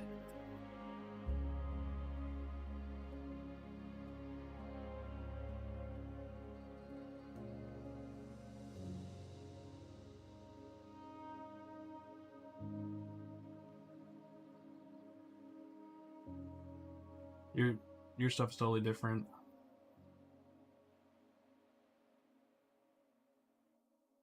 Girl. Yeah, super glad they got that. Yeah. I wouldn't be like unhappy for anybody like that, but I think that a lot of people that are in that situation, I mean, there's so many podcasts now. And that's the way I see a lot of group content. There's not a whole lot of like heavily themed group content. The ones that come to mind are like Critical Role or what's the one? There's an artist one. It's Drawfee or something like that. Yeah, Drawfee, the show. Yeah, 1.8 million subs on YouTube. That's a big one. I'd love to do that kind of stuff.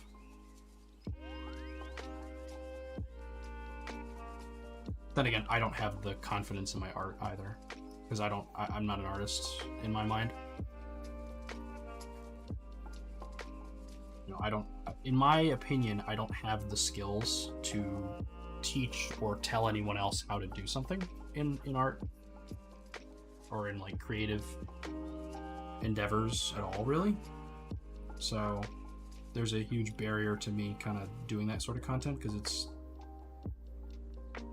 I don't know, I kind of hold myself to a higher standard than I should, in my opinion, but there might be a good thing there. I'm not sure.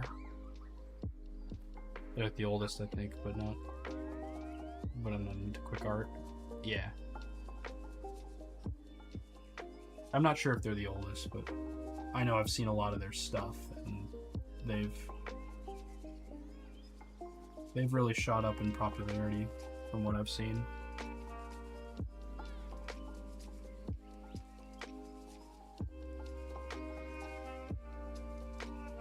At least on my feed. That's a lot of like it's difficult to always track that, because it's like you know, I only really pay attention to what's on my feed. Give myself some years and I could teach interpreting perspective. Is that a dig on me?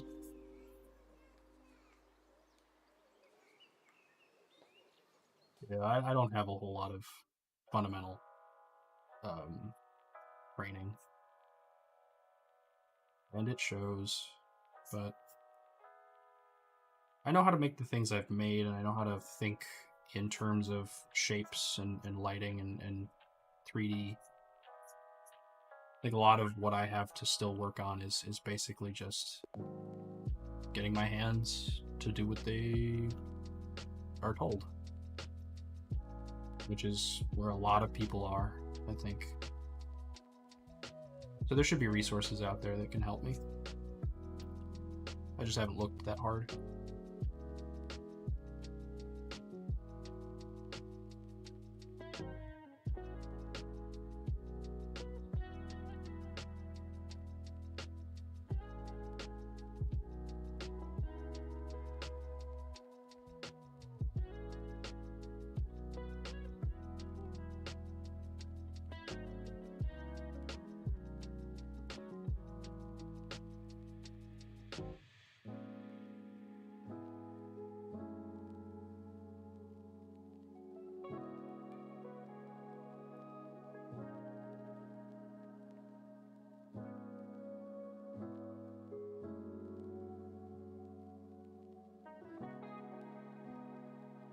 but I put the time into it, which makes a huge difference. Yeah. I mean, if I keep doing it, that's the thing. It's always about what I do tomorrow.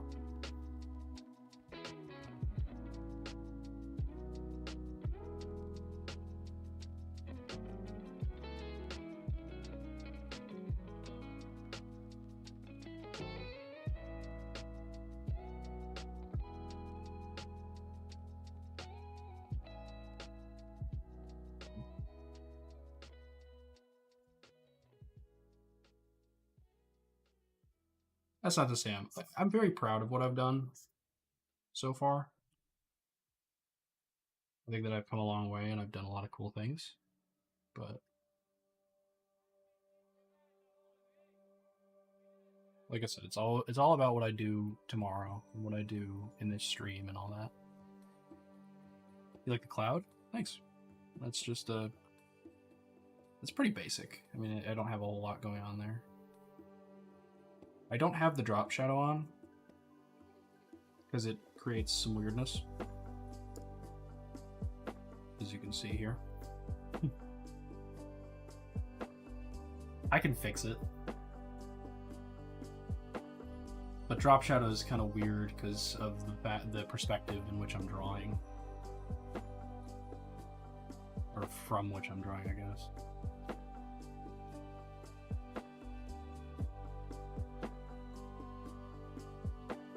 I could fix it. I could just draw over this with the same color, but that just... I mean, I hate having like a labyrinth of layers. I say that, but that's what all my pieces end up being. Is just a maze of masks and weird shit that I made as like a duct tape fix to something. Oh. Trying to get away from that, but I think it'll follow me for a while. Curse of digital art, yeah. That and the file size and corruption of the files.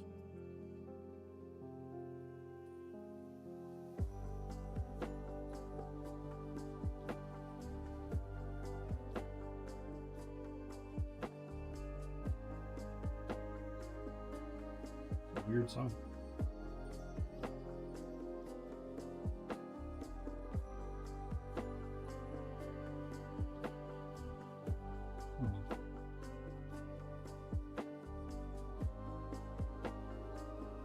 Do that.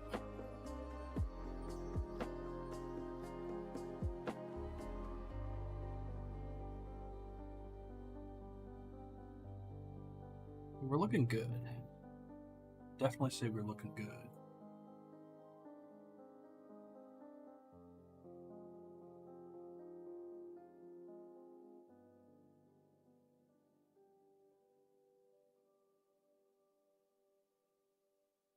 I'm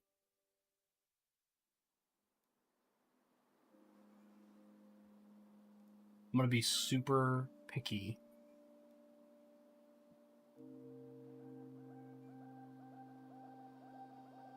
I'm looking at all these Mario references, but then I'm like, well, how many of these enemies are actually in Super Mario World?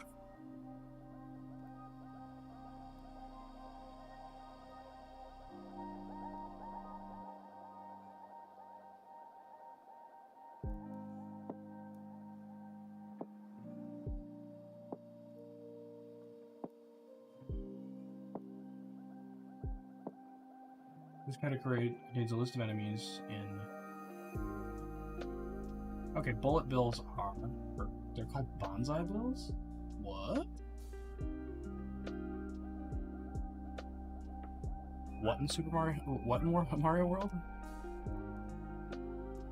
So, I need to make sure that these enemies that I'm going to be putting in as, like, you know, decorations are actually... found. Or, you know, they're actually part of the Super Mario World game and not just later games.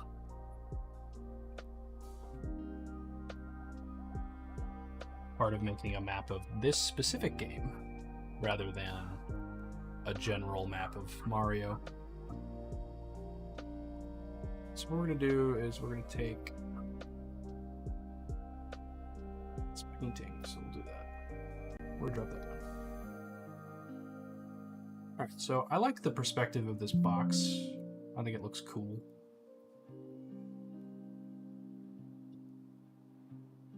I like that. Yeah, I gotta make sure that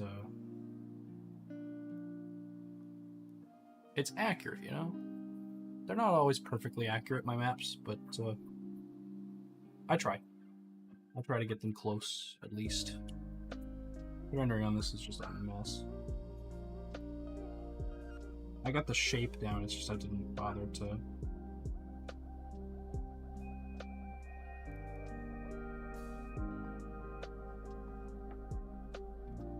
do any feathering.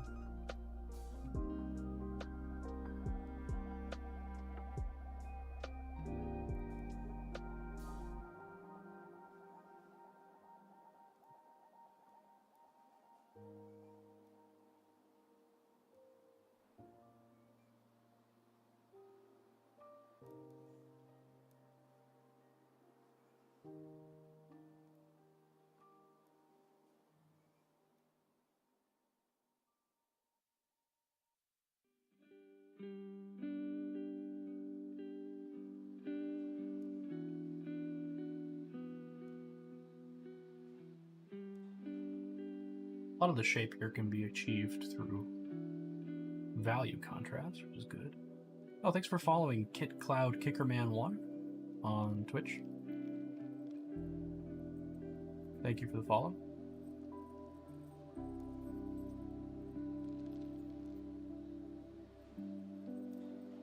Didn't get a notification for it, sorry about that.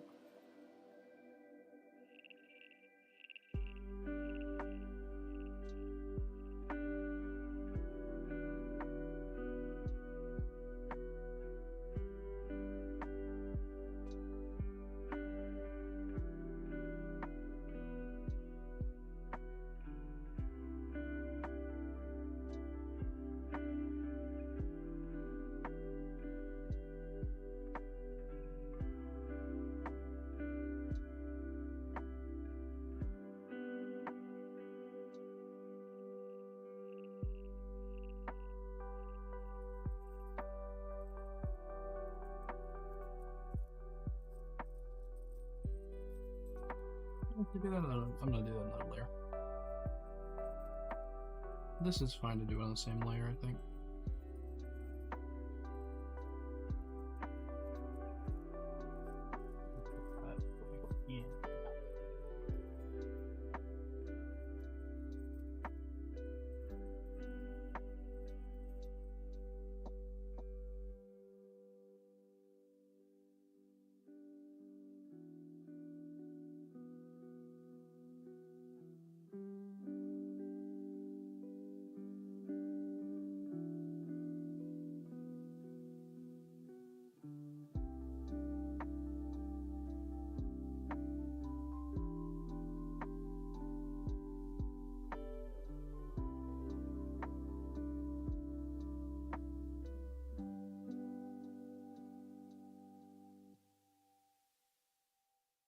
Did not want to rotate anything.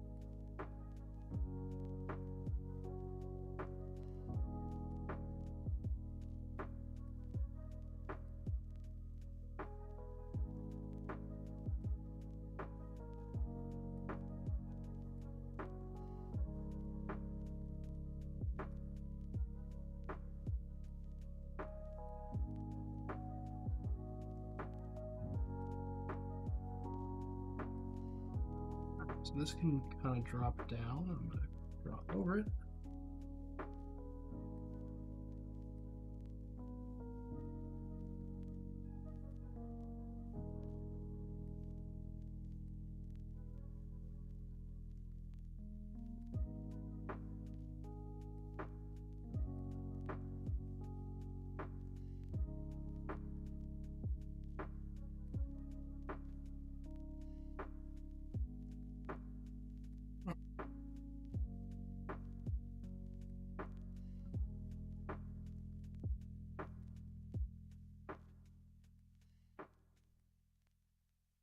So in the corner here, I'm thinking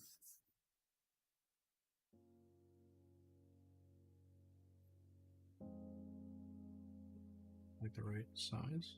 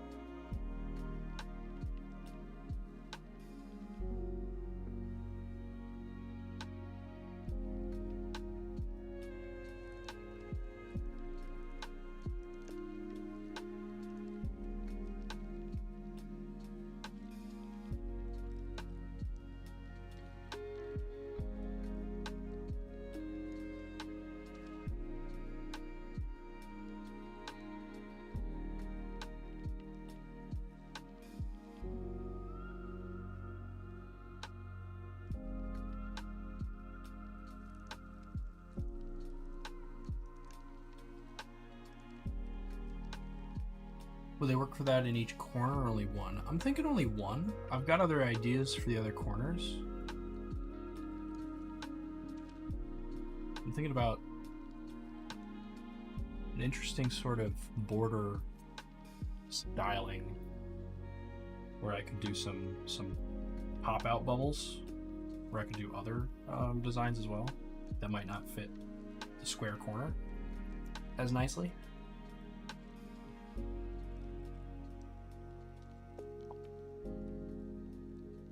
Whereas the thwomp can kind of just sit there.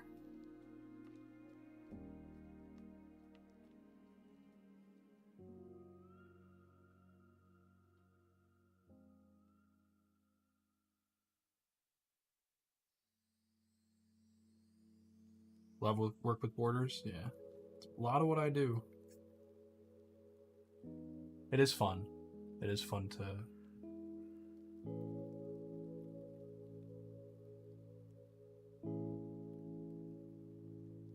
And it's gonna... I think the most fun thing about it is the fact that it's gonna make such a big difference for the piece as a whole.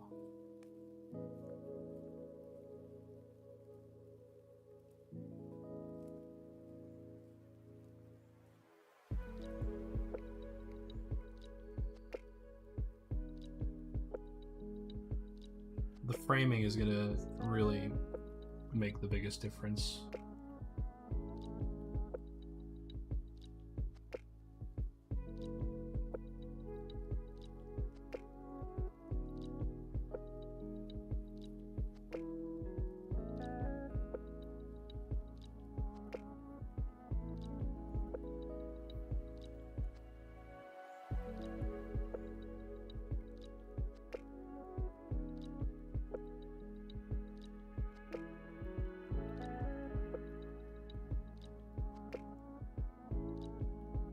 Frames are so cool for work. I agree. I'm always so disappointed by the selection of frames that I can buy at stores local to me.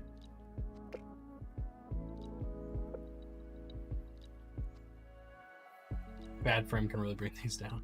Yeah, true.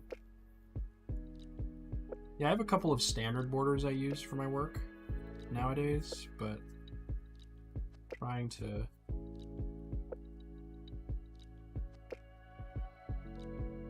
this one is actually conforming better.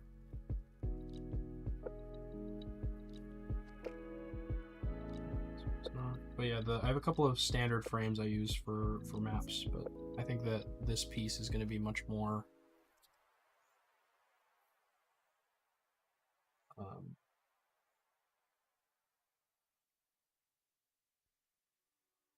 it's going to help. It's going to be helped a lot by a specific stylized frame.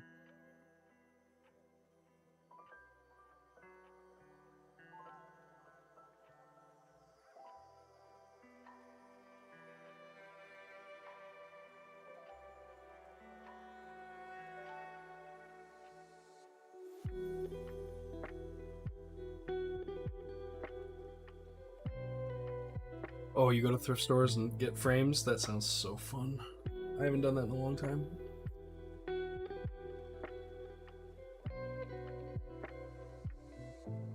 I love when people at local art shows come with like the old paintings that they've modified. So they bought them at like a thrift store, and they'll paint something, you know, into the existing painting.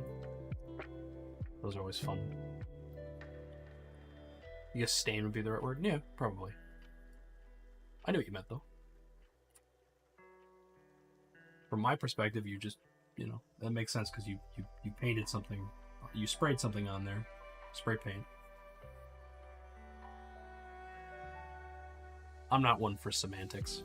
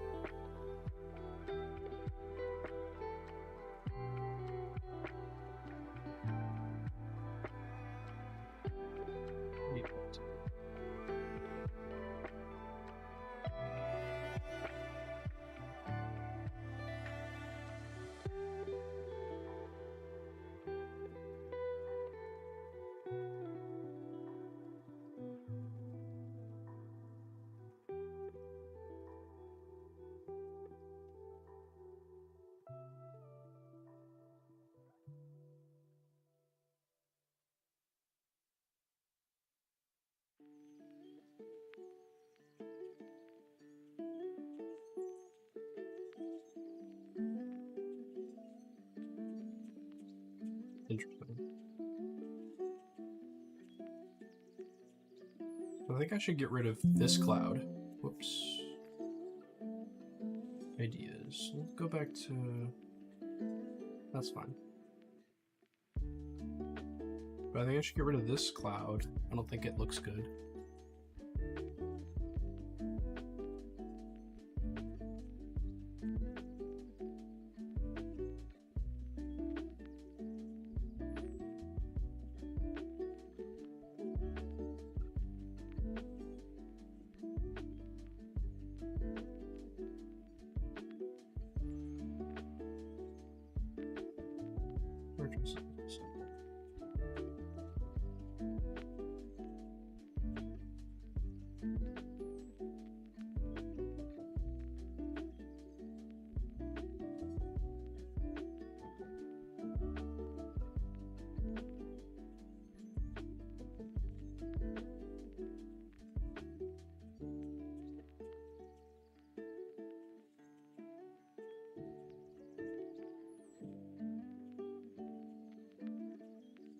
What would replace it?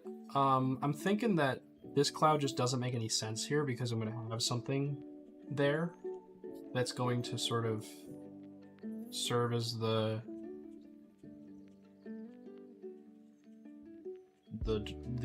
decoration for this. So I'm thinking about doing like pop-out bubbles where we can have, you know, like a shell or something, like, you know. And we'll be able to show the item or whatever iconography works with Mario. Yeah, we can do some Yoshi stuff. We can do some Mushroom. Mushroom's good. Coin. I haven't done a coin.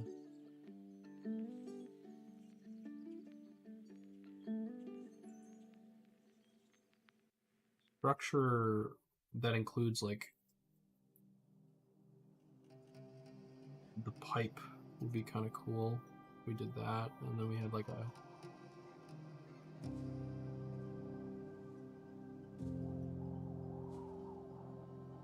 something like that. Then we had a like forget. Would you put in Mario himself? I'm thinking about it. I'm not actually sure though.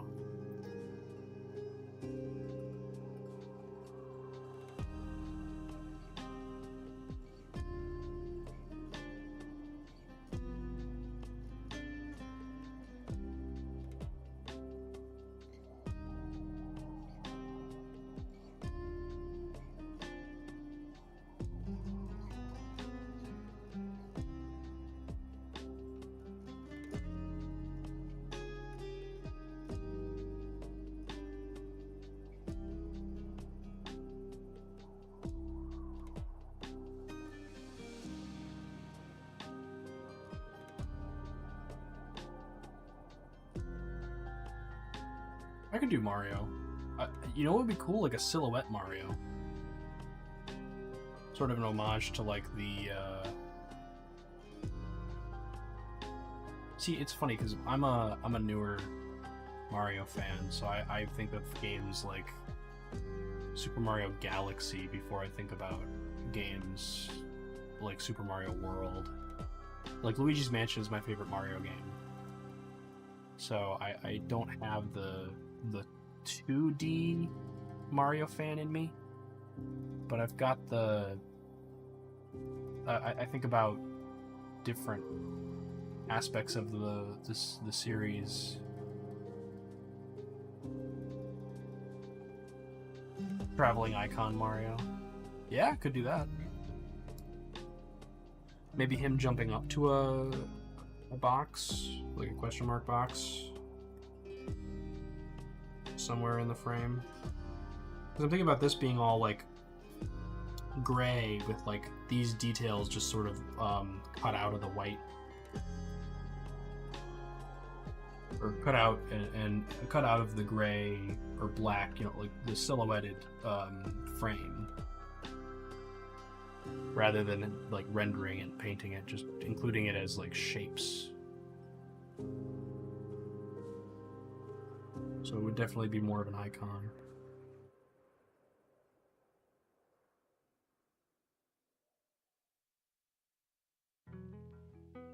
This doesn't quite look.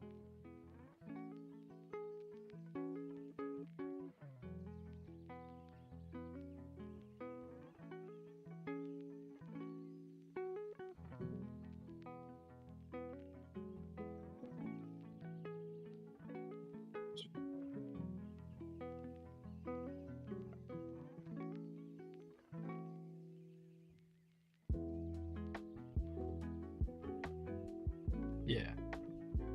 Yeah, you're picking up what I'm putting down. I'm thinking about like swooshing it up there. We can have like another pop out window up there or something.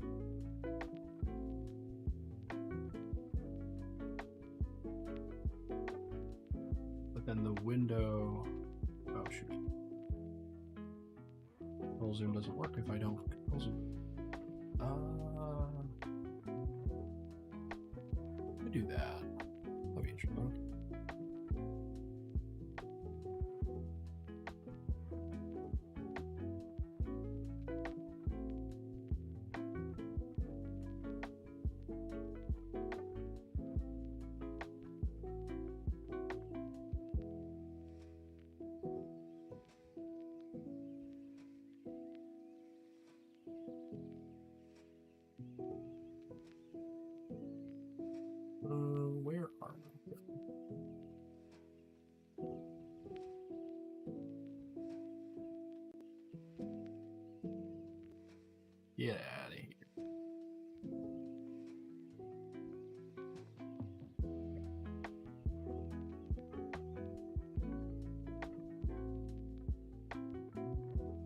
So thinking about like different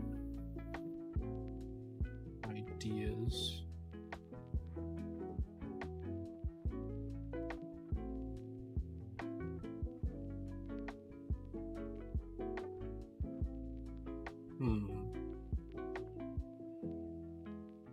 Hard to say.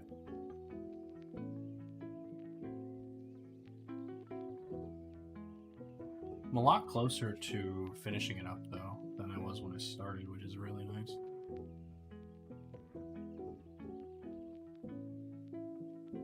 It's stressful to be, you know,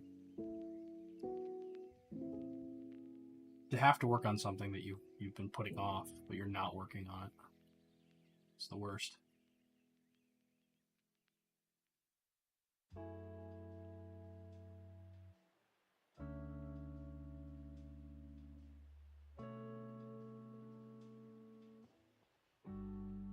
My kitty's bothering me. What do you want? What do you want? You want attention? Yeah.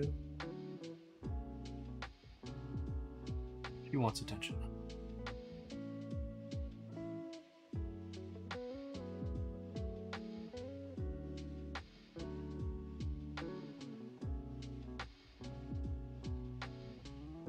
Ooh. Get some stretches in.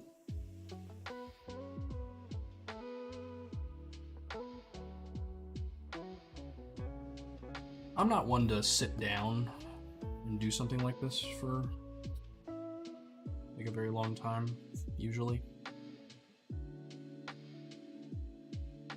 Cat, yeah. She's here.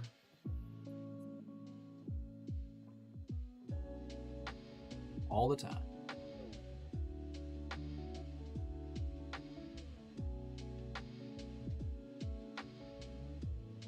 She is a tiny, tiny little black cat that is always in my room. Yeah.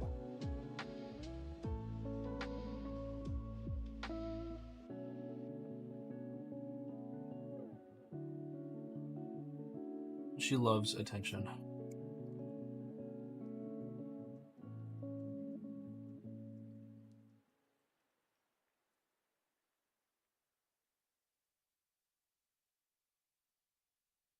Writing or anything else, you're super distracted. Yeah. My problem is not even just distraction. Sorry about that. My problem is not distraction, it's actually just my body. Like, I'm a fidgety person. I get up, I walk around, I don't just sit still for too long. It's hard for me to do that.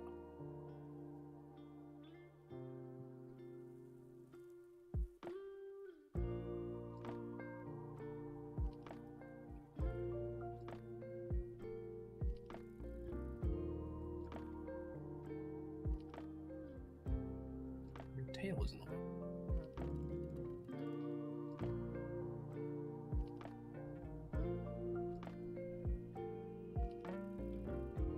Little one, you are in the way. Sometimes you want a pet, but you don't really have the time for that, for one. I feel you.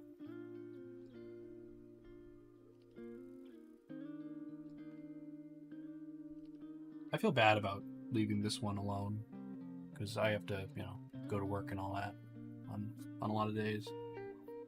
But she's fine. She's got her window she can look out. She's got... I mean, they sleep a lot, so there's that.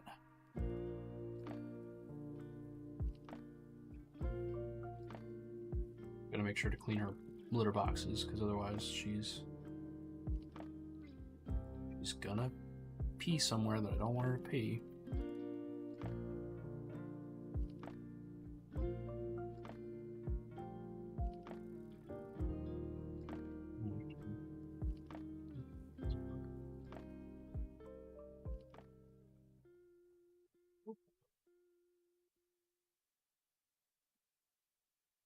You could do a pipe with upside down perennial plant. Ooh, yeah. True.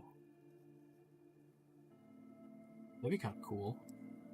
I did like a Now let's see. We're talking about this corner here. We're seeing it's kind of swoopy. We got like a pipe coming down. Little line. I rub it in my hand while I'm doing that. No, you can't.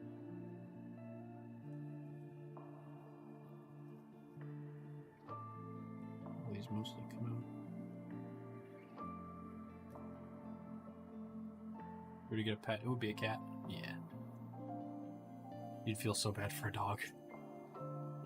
Same here. I mean, I wouldn't feel too bad about a dog, mostly because I do work at home some days. So I'd be able to spend time with the dog, but I'd have to make special arrangements and stuff. Because, like, I do want to travel. That's a concern. It is a concern with cats as well, but, you know, I think it's more so with a dog. Because a dog, you really need to, like, get the dog, you know, to at least somebody to take care of it at work. At the most you would do is, like, you know, obviously take it somewhere where the dog could stay while you're away.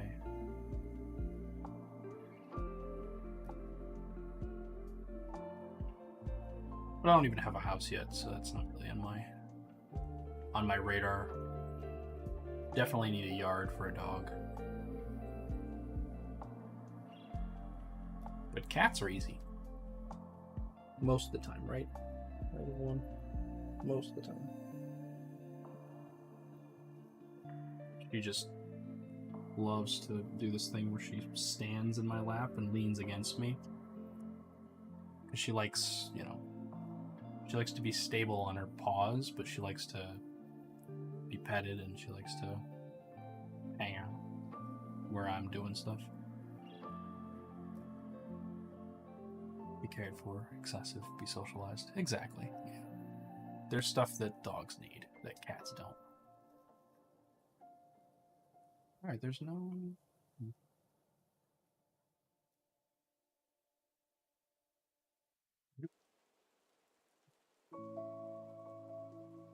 Wrong plant.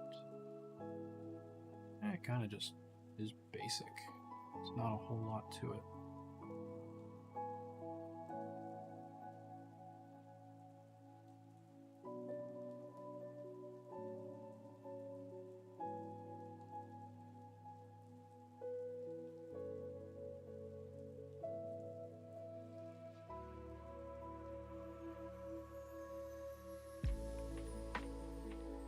Oh yeah, she's adorable.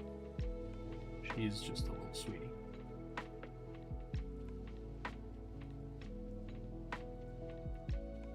She's so small, she can't even really meow. She kind of does this meep thing, where she'll just kind of, you know, chirp at me. She talks a lot, but she doesn't, like, meow. She just kind of meep, meep, meep, meep.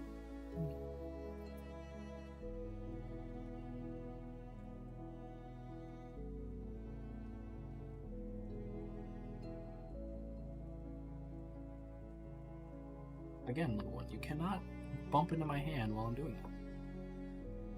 That's counterintuitive to what we're trying to accomplish.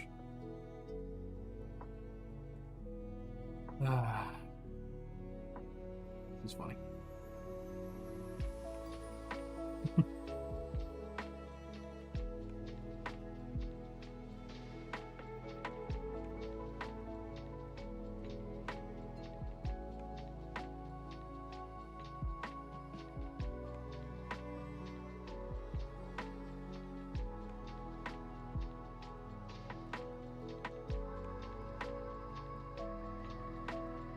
When they trill, yeah.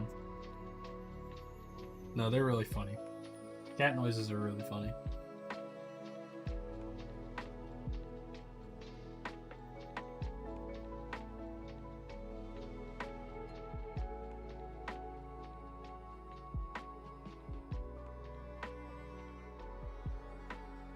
Portion's a little weird.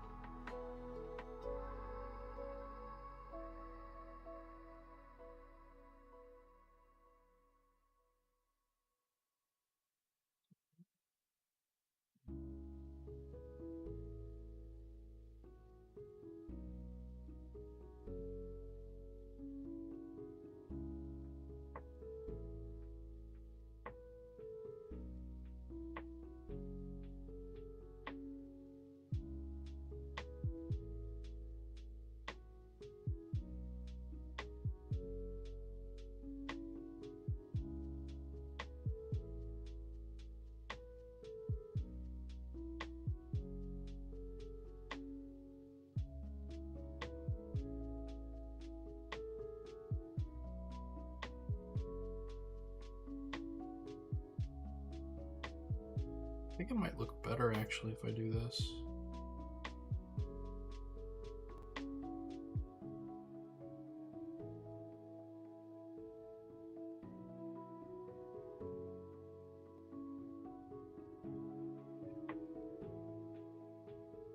Parents have 2 cats.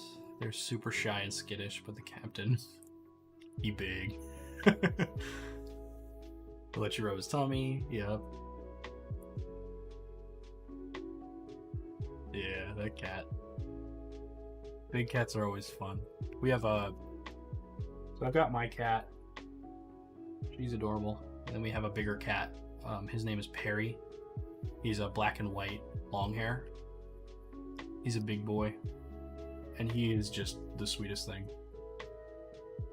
He gets so comfy in your lap and just in general that he'll basically drool out of the corners of his mouth. Because he's so comfy. He's so happy. Hilarious.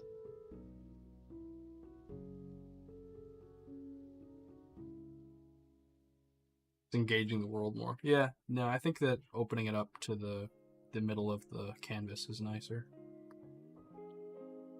It reads better.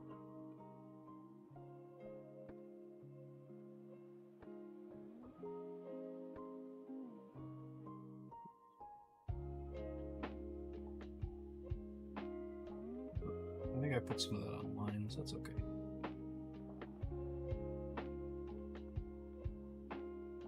It's better.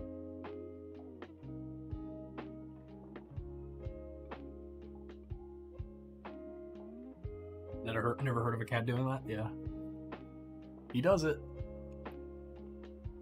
He's a funny little guy. Kind of a big boy, but we love him.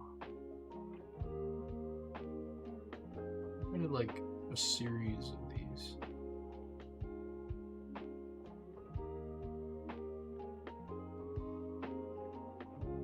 Not quite the right size.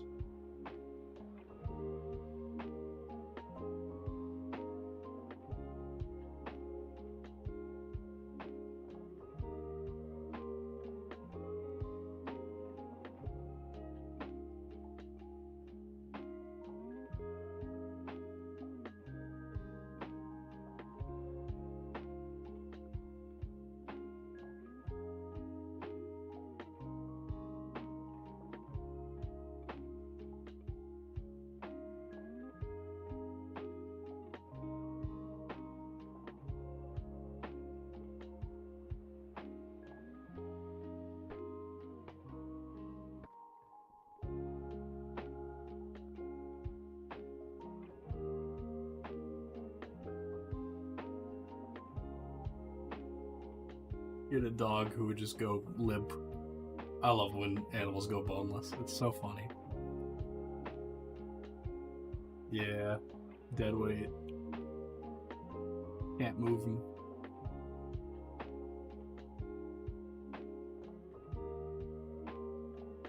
They're always so fun.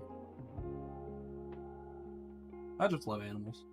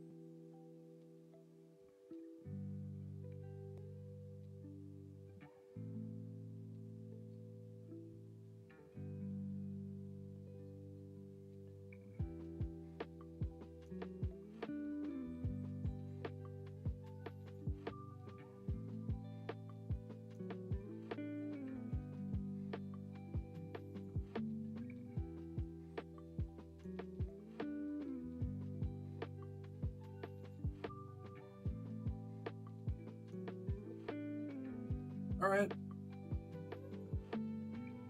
Thanks for coming by. Hope you have a good day.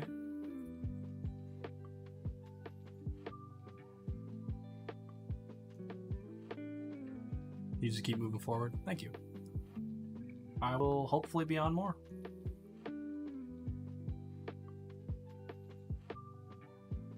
See ya.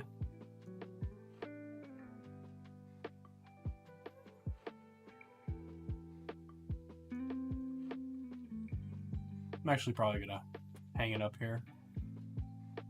Got a lot done though. Got a lot of cool stuff. I'm glad that I did this because I had a lot of work to do. So I think I've got like 3 or 4 steps left, and then I'm basically ready to finish it up. Send it to the printers.